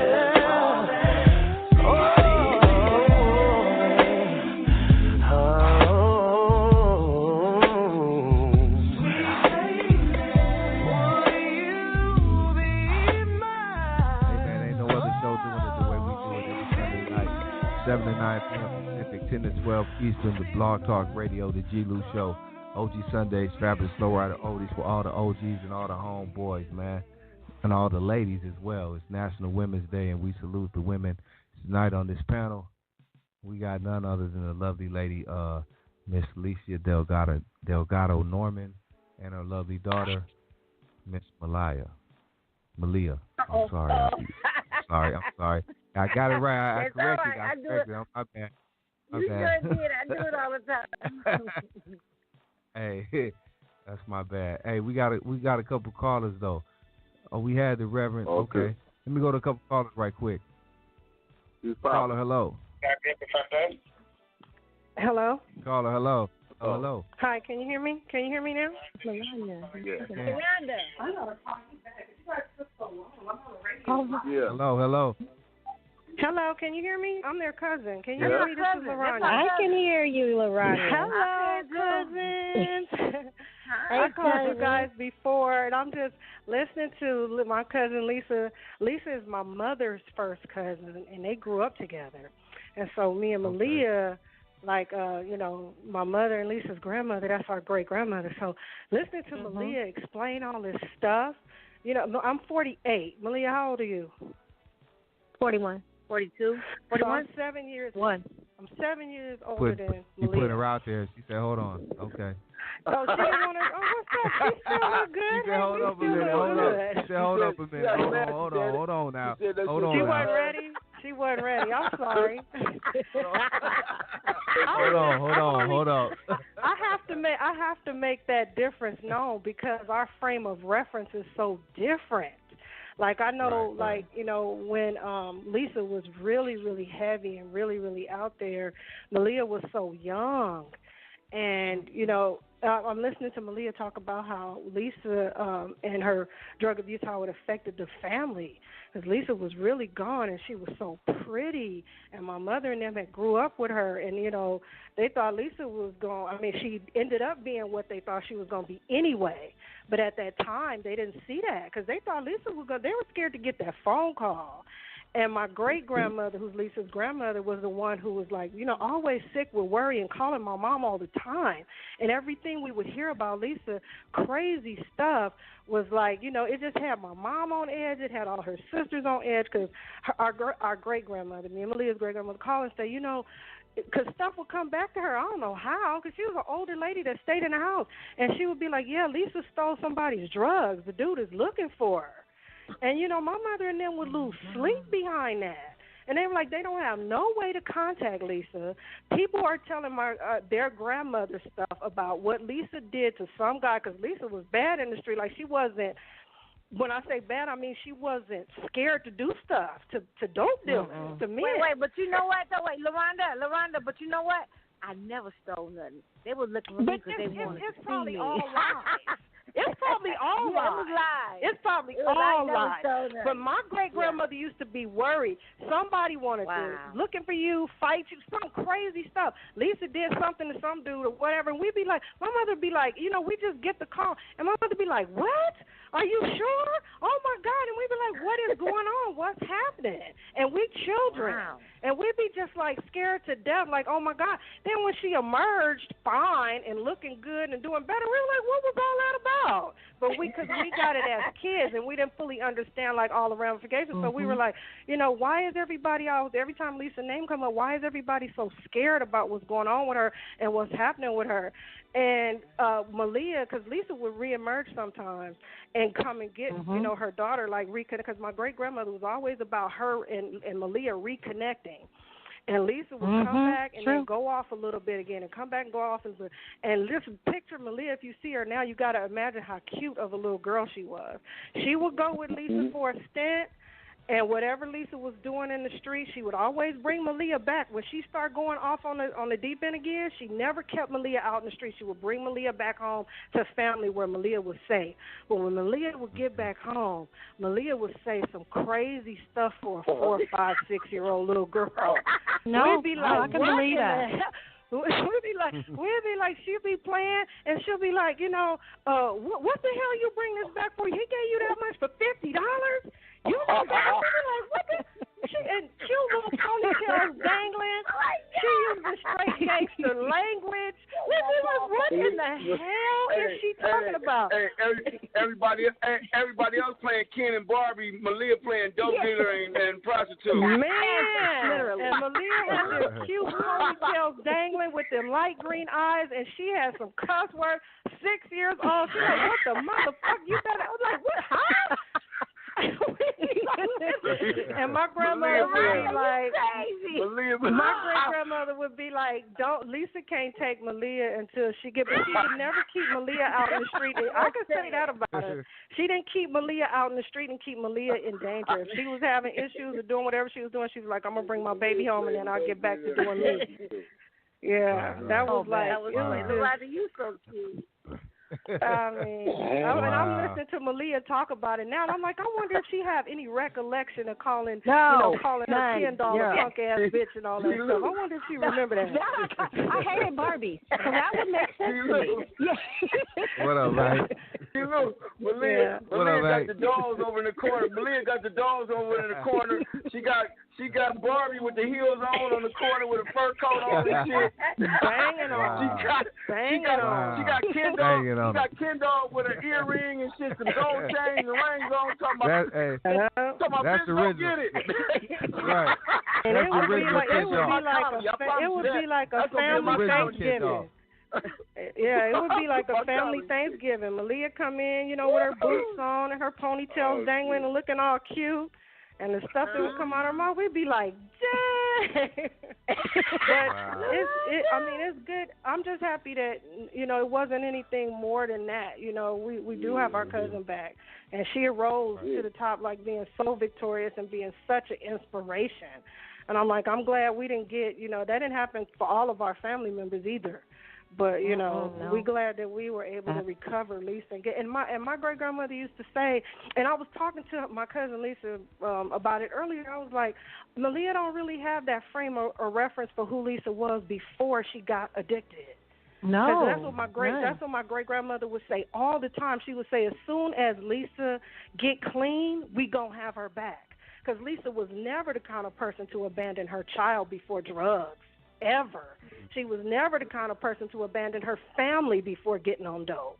You know, we didn't see her she never stayed away from us until she got strung out on drugs. So, and she got healthy again before her grandmother died, and her grandmother got a chance to see her be a healthy person again. And that's all she wanted. That's all she wanted to see, was that her granddaughter that was strung out there like that recover, and she got a chance to see it. That's a blessing. Thank you, Loretta. That's beautiful. Hey, Lisa, can you speak on that when you were able to see your mother and that my grandmother? When that happened? Grandmother. Your grandmother. I'm sorry. Yeah, my grandmother is like my favorite person in the world. That's like, we call her Manir. And when I came home, I actually was the one that took care of her every day. I would go over there and change her, change her and roll her in the bed. And every day I was there. I was there to the very end. I mean, and for 3 years, she was really able to see me as a functional person going to work every day. And her heart was happy. It was happy. Yeah, it was happy. Beautiful. Definitely. That's a beautiful thing. That's a beautiful thing right there. That's a beautiful thing. Well, I'm hey, saying, that's a good thing, too, that LaRonda can talk about. Malia doesn't know me before drugs. She doesn't. I was just a normal person. I was really the person I am now. I was then, her and LaRonda. I was, kind of like gentle, like people, friendly. I love everybody. So, and I've always been like that. My family included. You know what, G-Lew? Let me tell you something. What's up? When I was in college, there was this girl. She got beat to death some years ago. But I have this female in my classes, in my drug and addiction. I have my degree in group and family counseling. And she was in my classes with me. And she used to talk about being in the street and where she used to be. And I was like, my mom used to be in those same areas. So one day we were standing outside, and my mom came to pick my son up from me. And they just started screaming and crying and hugging. And I'm like, what the heck is going on? They knew each other from the streets. Her name was Cindy. And they knew each other from the streets. Do you know that woman told me your mom, even on drugs, was the sweetest person I've ever met? And I'm like, what? Wow. She's like, even on drugs, she made sure the younger girls was taken care of. She made sure girls wasn't getting beat up on. And I started hearing that from so many people about how kind. I have not had one person she knew on the street say, I couldn't stand her, or she was just, ugh. They all run and hug her and say, I'm just so happy that I ever knew you. I'm like, even drugged out on the streets, you're you. You're just a different you because you're on drugs. Right. So if you're a nice person, you're going to be a nice person out there. And for them, that woman, her boyfriend ended up beating her to death. And for me to be able to have, them to be reunited, both of them clean and sober and in school, and it was just a wonderful thing to see. And, I literally heard that story about 20 times. It's so much that I wrote a poem about it. Ended up winning like some kind of college writing contest or something some years ago, where it was about from tragedy to triumph or something. Yeah. But it was a story. It was a short story, and it ended up winning like a bunch of awards. But it was about like being out there and still being a good person. No matter what you're going through, you still can be good, And I don't know her from before, but those glimpses of time when she did used to reappear, as Lorania said, and come and get me, I have great memories. She might not remember them, and she might not have had me in the safest situations, but to me they were fun, and she loved me. Right. And the first time I ever drank coffee was with my mom in a hotel somewhere. So, like, I have great memories of sober mom or partially sober mom. I just don't have any of her before she started getting high at all. I have none. Right. That's right. It's a beautiful thing, though. It's a beautiful thing to have memories at all and to remember, certain things, especially through all those hard years that both of you guys had to go through, in your own way. Before we continue on, right quick, let me go to the phone line. There's a couple callers out there that want to check in. Let me get them in. San Diego, we got the Reverend Ali checking in with us. Rev, hello. Hey, Ali. Yes, sir. Yes, family. Everybody, Hello. I just want to say, my sister, back in the early 80s, got hooked on crack cocaine, and she about 50. She about 55 now, but she had 4 kids. All of them was born, from her addiction, and she ended up, almost like your story, but only difference is, they was going to homes and stuff because when she was getting arrested, they'd take the kids from her, and then she'll come out, get rehabilitated, try to do good for a minute, and then get good with the kids again, and then the same thing would happen. So I've been going through this since like about 82, right? And, it's not a easy thing to deal with, at all. Because, you don't want to see your sister like that, but she's still alive, and it seems like, when you look back at it, you got to ask yourself, was that destiny for her? Because it happened. It's history now. It's behind her now, right? So you got to ask yourself, did God want her life to be like that? So when you look at stuff like that, I ask myself, that was a lesson for me because that was my sister, and I had to watch and grow up and see that stuff. For years and years and years, and just back and forth with mom trying to help. Mom deceased now, so if she get back on crack now, mom ain't there for her no more to be able to go and put money on her books or nothing like that. So I told her when my mama passed, I said, hey, I hope you don't get back on that stuff, man, because, man, your health is gone. Mama gone now. So I just want to say to you guys, I love you from the bottom and the top and the side of my heart because I know what you went through. But the main thing is, hey, the Most High got a different plan for each and every individual that's out there, and yours is a teaching. Yours is a teaching ministry from it. My sister, she not really there yet. So I hope it ain't death for her. But for the most, since 82 to 2019, and that's a long time on that stuff, man. And so I just want to say, hey, I appreciate the Most High and how he using you guys because he used every drug addiction differently to every, generation, every family. And it's a teaching for all of us that's on it or off of it. It don't matter if you own it or not, because if you never smoke crack in your life and you know somebody in your family that smoked crack, then the sober person that never smoked crack, they still experienced it, especially if they was close to the person that was using it. So it's like you a crackhead too, and you never smoked before. I'm for real, man. People be like, you ever did drugs? And I look at people, I say, what you mean if I ever did drugs? Because my sister is part of me, right? Yes, so if she did drugs, and I feel like I did it too because she did it. You know what I'm saying? There's a saying we have. There's a saying we have when a drug addict doesn't go through it by itself. He takes a family with him and everybody around him. That's right. And so did she take me in? Boy, I said, man, I never smoked it, but I so felt like I had. Just watching all that stuff, man.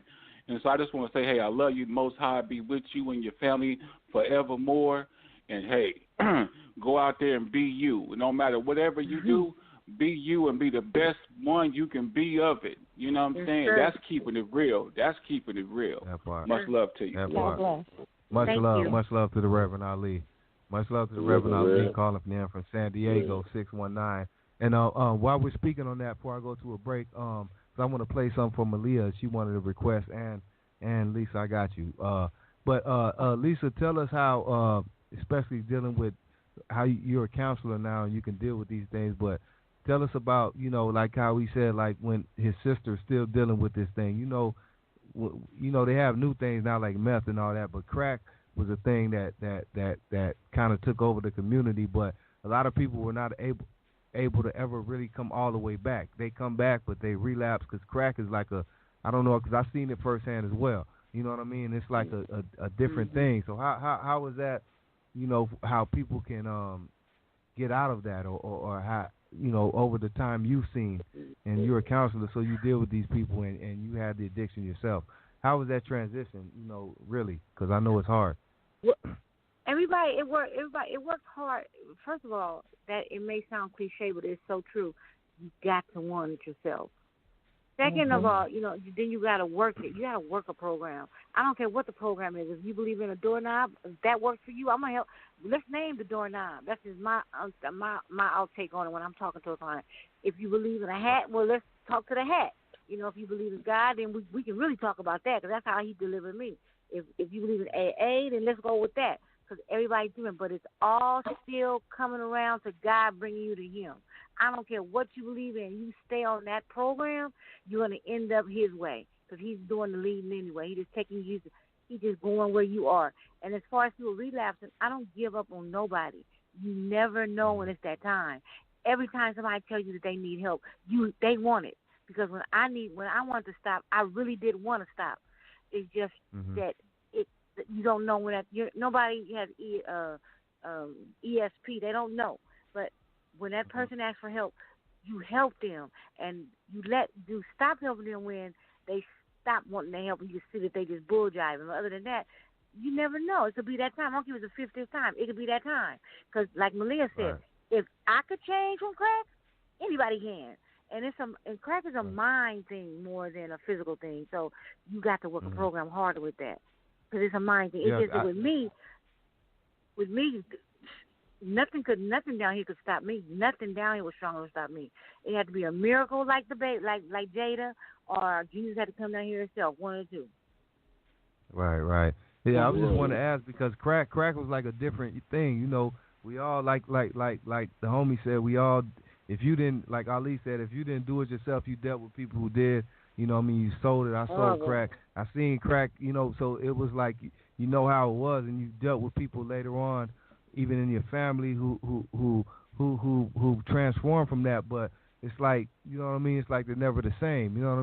It's a different thing. Nope. And now we have things like meth, like your daughter talked about with his generation now. That's the new crack. So I want Malia to speak on that as well, because this meth is taking over. That's what's really the new crack now. Well, for over 10 years, my mom and I actually worked together at a nonprofit where we worked with teens and young adults who had issues with drugs and alcohol, all kind of other stuff. And their drug of choice, because of the age group, was meth. And I have clients to this day who I haven't worked there in 2.5 years, but I'm still in contact literally with over 200 of my former girls. And some of them are still battling this drug. I mean, I have a girl who literally calls me every 3 months. She calls me Mom, I'm ready to get into another program. And I never say, you know what, I'm just tired of putting you in these programs and you're just going AWOL, Ashley. I don't say that. I go, okay, baby, what city are you in now? Okay, let me get one of my connections together, and you have a bad rating for you.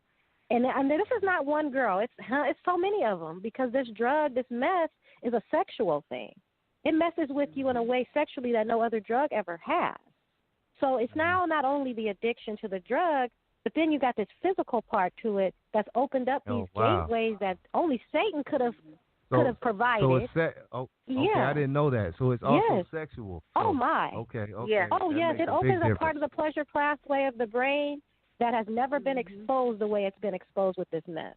And so we've got little girls, and I'm saying little girls, I'm saying 21 and under, 13, who now into girls and foursomes and letting guys do them with dogs, and it's just some crazy off stuff they would have never I didn't thought know of that before. part. I can understand that now. I didn't know that part of it. I could understand that now. I mean, we got a whole new group of child molesters on. thanks to meth. Yeah. Yes. Right. And so that part right there, you just don't, like my mom said, you don't give up on them. They give up on themselves more times than we can anyway. Yeah. So you just have to be there. When they say I need help, then you give them help. If they don't take it, they don't take it. You did your part. So how do we know the 538th time isn't the time that's going to change their life? Right. We don't know. Right. You know, my mom went to some expensive programs and it didn't work, like at all. You know. G-Lew, I told you. So I mean, you just don't know. Angels. Yeah, we getting the real tonight. We getting the real. Angels, man. They don't give up. They ain't like us. They ain't like us. After the 100th time, you like, nigga, you bullshitting. Fuck that. I ain't got no nothing. I ain't fucking with you no more. They not giving up. And that's why. That's why we appreciate. That's why we appreciate our women. You know what I mean? And yes, sir. I'm glad it's National Women's Day and all that because we gotta salute our women because you know the women. That's why we here. We come from women. You know what I mean? So it's like, come on, man. At the end of the day, we could talk all that shit, but it's like, come on, man. You know what I mean? We got to give it up. So I appreciate it. He knew we needed him. He knew we needed him. That's why he gave it to us. Yeah, we knew we needed him. Yeah, we got to give it up, man. I appreciate you ladies on tonight's platform. Before we continue on, let me go to the phone lines. We got some callers out there that want to check in with us. Let me go to the phone lines. 562-503. You're live on the line. Hello. Hello. What's up, homie? All right, man. Look, I just want to say, you know, me being a former user of that stuff, bro, I'm tell you what, you got to find your willpower. Hey, man, you got to find your willpower. My mama say you can do anything you want to do. All you got to do is find your willpower. And you find your willpower, you can do what you want to do. You know what I'm saying? Like you say, don't give up. Don't give up. All you got to do is just keep on loving them. Just keep on loving them.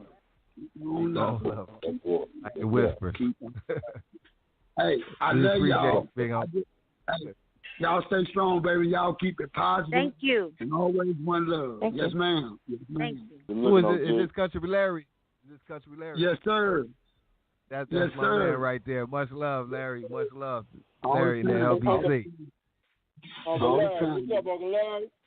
Oh, man, you know I'm just listening. You know what I'm saying? Trying to get in one of these programs where I can help one of these sisters. You know what I'm saying? That's right. Keep it positive.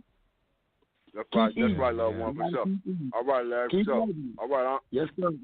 All right. We appreciate you, Larry. We appreciate you, big one. Much love. All right. Hey, let me go to another caller, 980. Sound like the homie Snow. Hello. Hey, what's going on with y'all? What's up, loved one? Hello. Hi. Hello. How y'all doing? I just called in and I just called in to give y'all some props and shit. Every time you look in the mirror, give yourselves high five. Not only is my homie, my family, Hankster the Gangster, so y'all family too. But I just want to give y'all big props, high fives, and all that stuff. Keep your heads up. Thank you. And shit, your story is way groovy. Thank you. Good looking, Snow. Oh yeah, for sure. You know I got y'all, man. But that story is real tight, man. I'm really feeling everything, and like I said, man, I'm happy for the overcome of everything, for the greatness. You feel me? Thank you. Yeah. Thank you. Oh yeah, for sure. Much love, Big Snow. Oh yeah, love, you know how hey, we do you it, good man. tonight? You good tonight? Oh Snow yeah, I'm good tonight, man. Night. I was on one last time. I was a little bit too faded. A little CIAA party. I was on one. I was feeling real good that night. That's right. Ain't nothing wrong with it. Ain't nothing wrong with it, Snow. You know me. I'm still maintaining staying afloat. Waiting for my little toy to get here. She'll be here Wednesday. Oh shit. Okay. Cali Picnic 420. Hey, we out there. Me and Snow, Flossy B, everybody. I'm trying to get Hank, but I know Lisa won't let him come. But she can come too. But 420 is going down. Cali Picnic. Go on and put that thing on Hankster Gangster's ankle and let him come out here, man. Yeah, he'll be all right. We'll take care of him. It might go off a couple of times, but he'll be all right. Trust that. Right. I'm just fucking with you, Hankster. You see, I ain't said nothing. Nigga. I'm trying to figure out how to sneak out of here. That's right. I seen you back there shaking your head like, yeah, Snow, go with Snow saying. Go with Snow saying.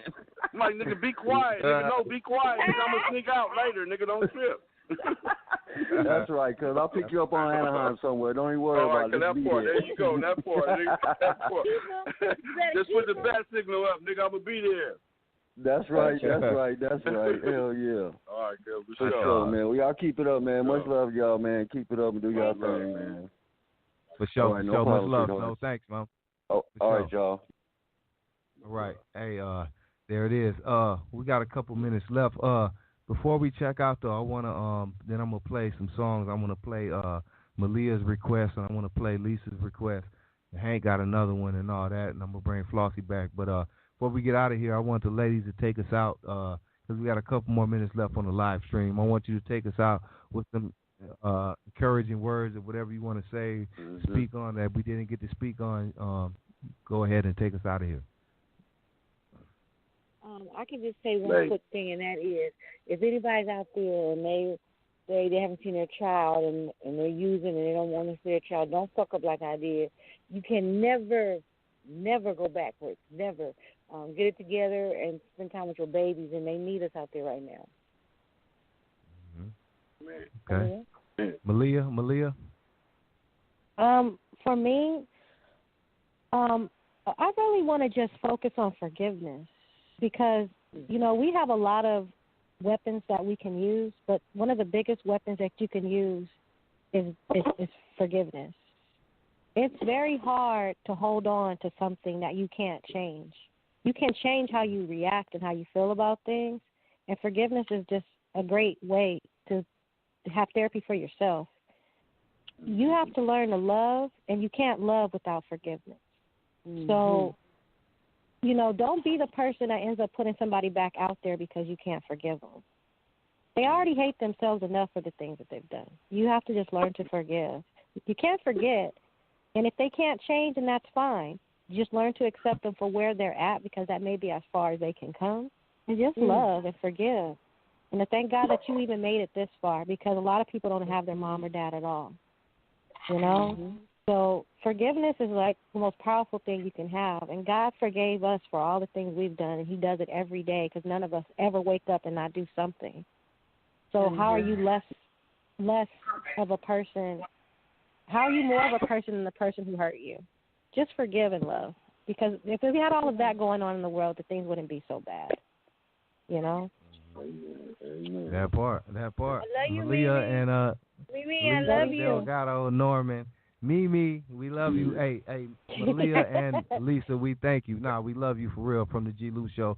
Sincerely from my heart.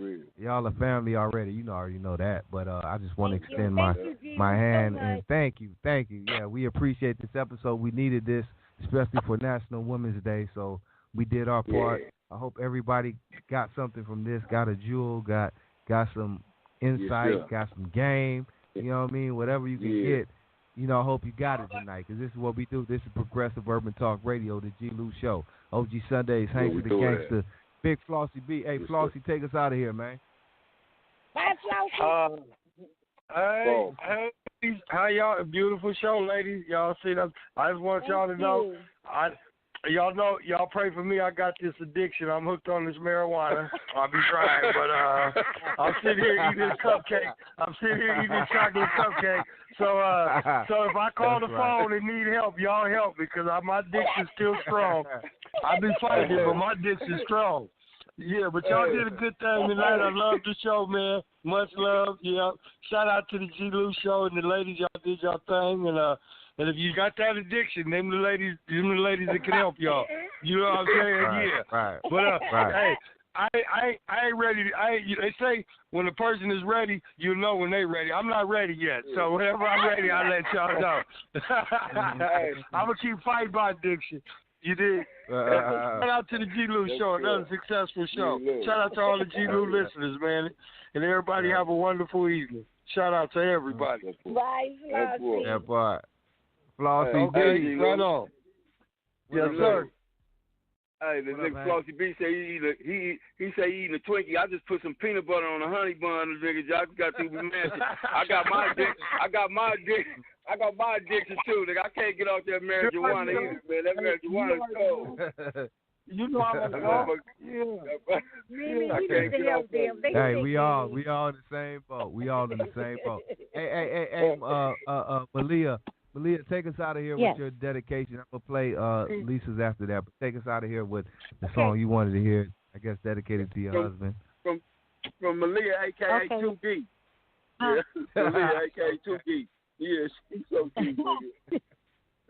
I just wanted to dedicate We Both Deserve Each Other's Love because my husband and I, we have been through, he knows my past, I know his past, and all I see is a bright future. So, he keeps me strong, and I keep him strong, and God keeps us strong. So I wanted to dedicate We Both Deserve Each Other's Love. There it is right there. Malia dedicated to her husband. Then I got your song coming up after that, but I want to send a shout out to everybody who tuned in tonight. Go ahead. Oh, to you. She said to you, not to you, Hank, but to her. Oh, so I got you. Nigga, I'm out of it. Yeah. I got you coming up, but shout out to everybody who tuned in tonight. We thank you, man. I hope you got something from this episode. If you missed it, we'll have it back up in 15 minutes, and I'll also have it on my YouTube channel titled The G-Lew Show as well, man. Share, like, and subscribe. But we out of here. Thank you once again to Lisa, Malia, their cousin, Thank you. Hank to the Gangster, Bye, Lawanda. Flossy, Snow, Lawanda, what up? Hey, shout out to the cousin of Lawanda as well. Shout out to the homie JP, Jerron Prignat, OG Blink, and all the homies behind the wall and on the streets, man. This is dedicated to you.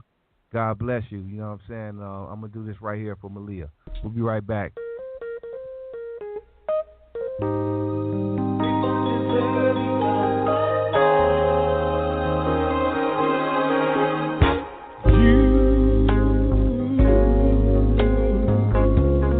You're just as sweet as chosen queen.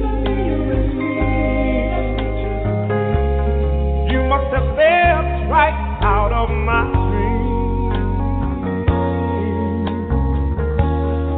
'Cause you and I were meant to be.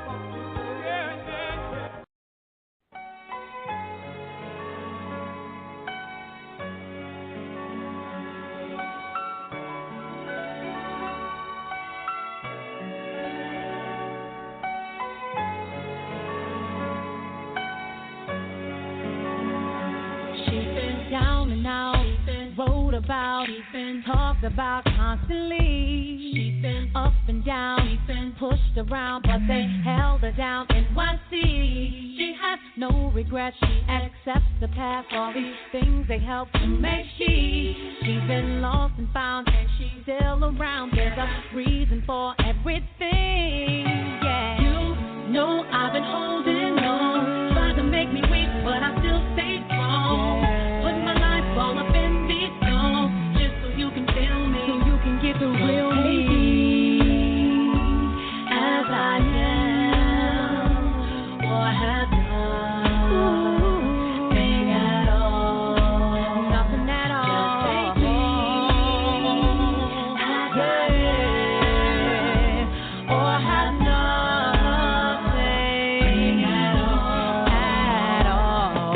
She's older now, she's wiser now, can't disguise her now. Don't need no one telling her what to do and say, no one telling her who to be. She's on solid ground, she's been lost and found, and she answers to G-O-D, and she's confident this is not the end. Ask me how I know, 'cause she is me. Yeah. No, I've been holding on, trying to make me weak, but I still stay strong. Put my life all up in these songs, just so you can feel me, so you can get the real me as I am, or have nothing at all, at all. Take me as I am, or nothing, baby. This is me, nothing at all or nothing. Don't you know I can only be me? I can only be me. Yeah, I can only be me. It's all or nothing at all, all or nothing at all. Don't you know I can only be me? I can only be me. This is me.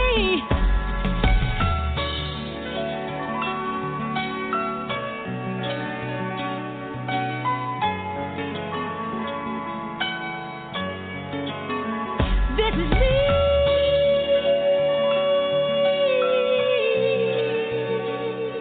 This is me.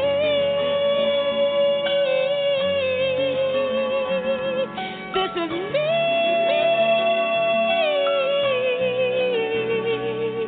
This is me.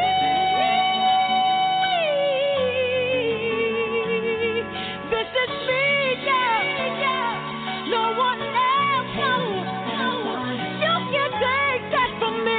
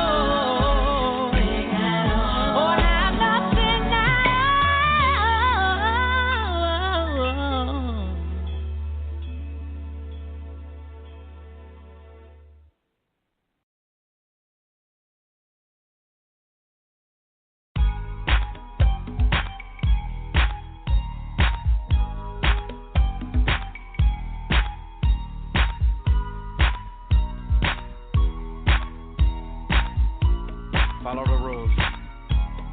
Them gang. I will respect the P. Respect the rules that was given to me. I'm living for you. You know I'm just living for you. Forever and ever. To the PI. I'm living for you. You know it. You know I'm just living for you.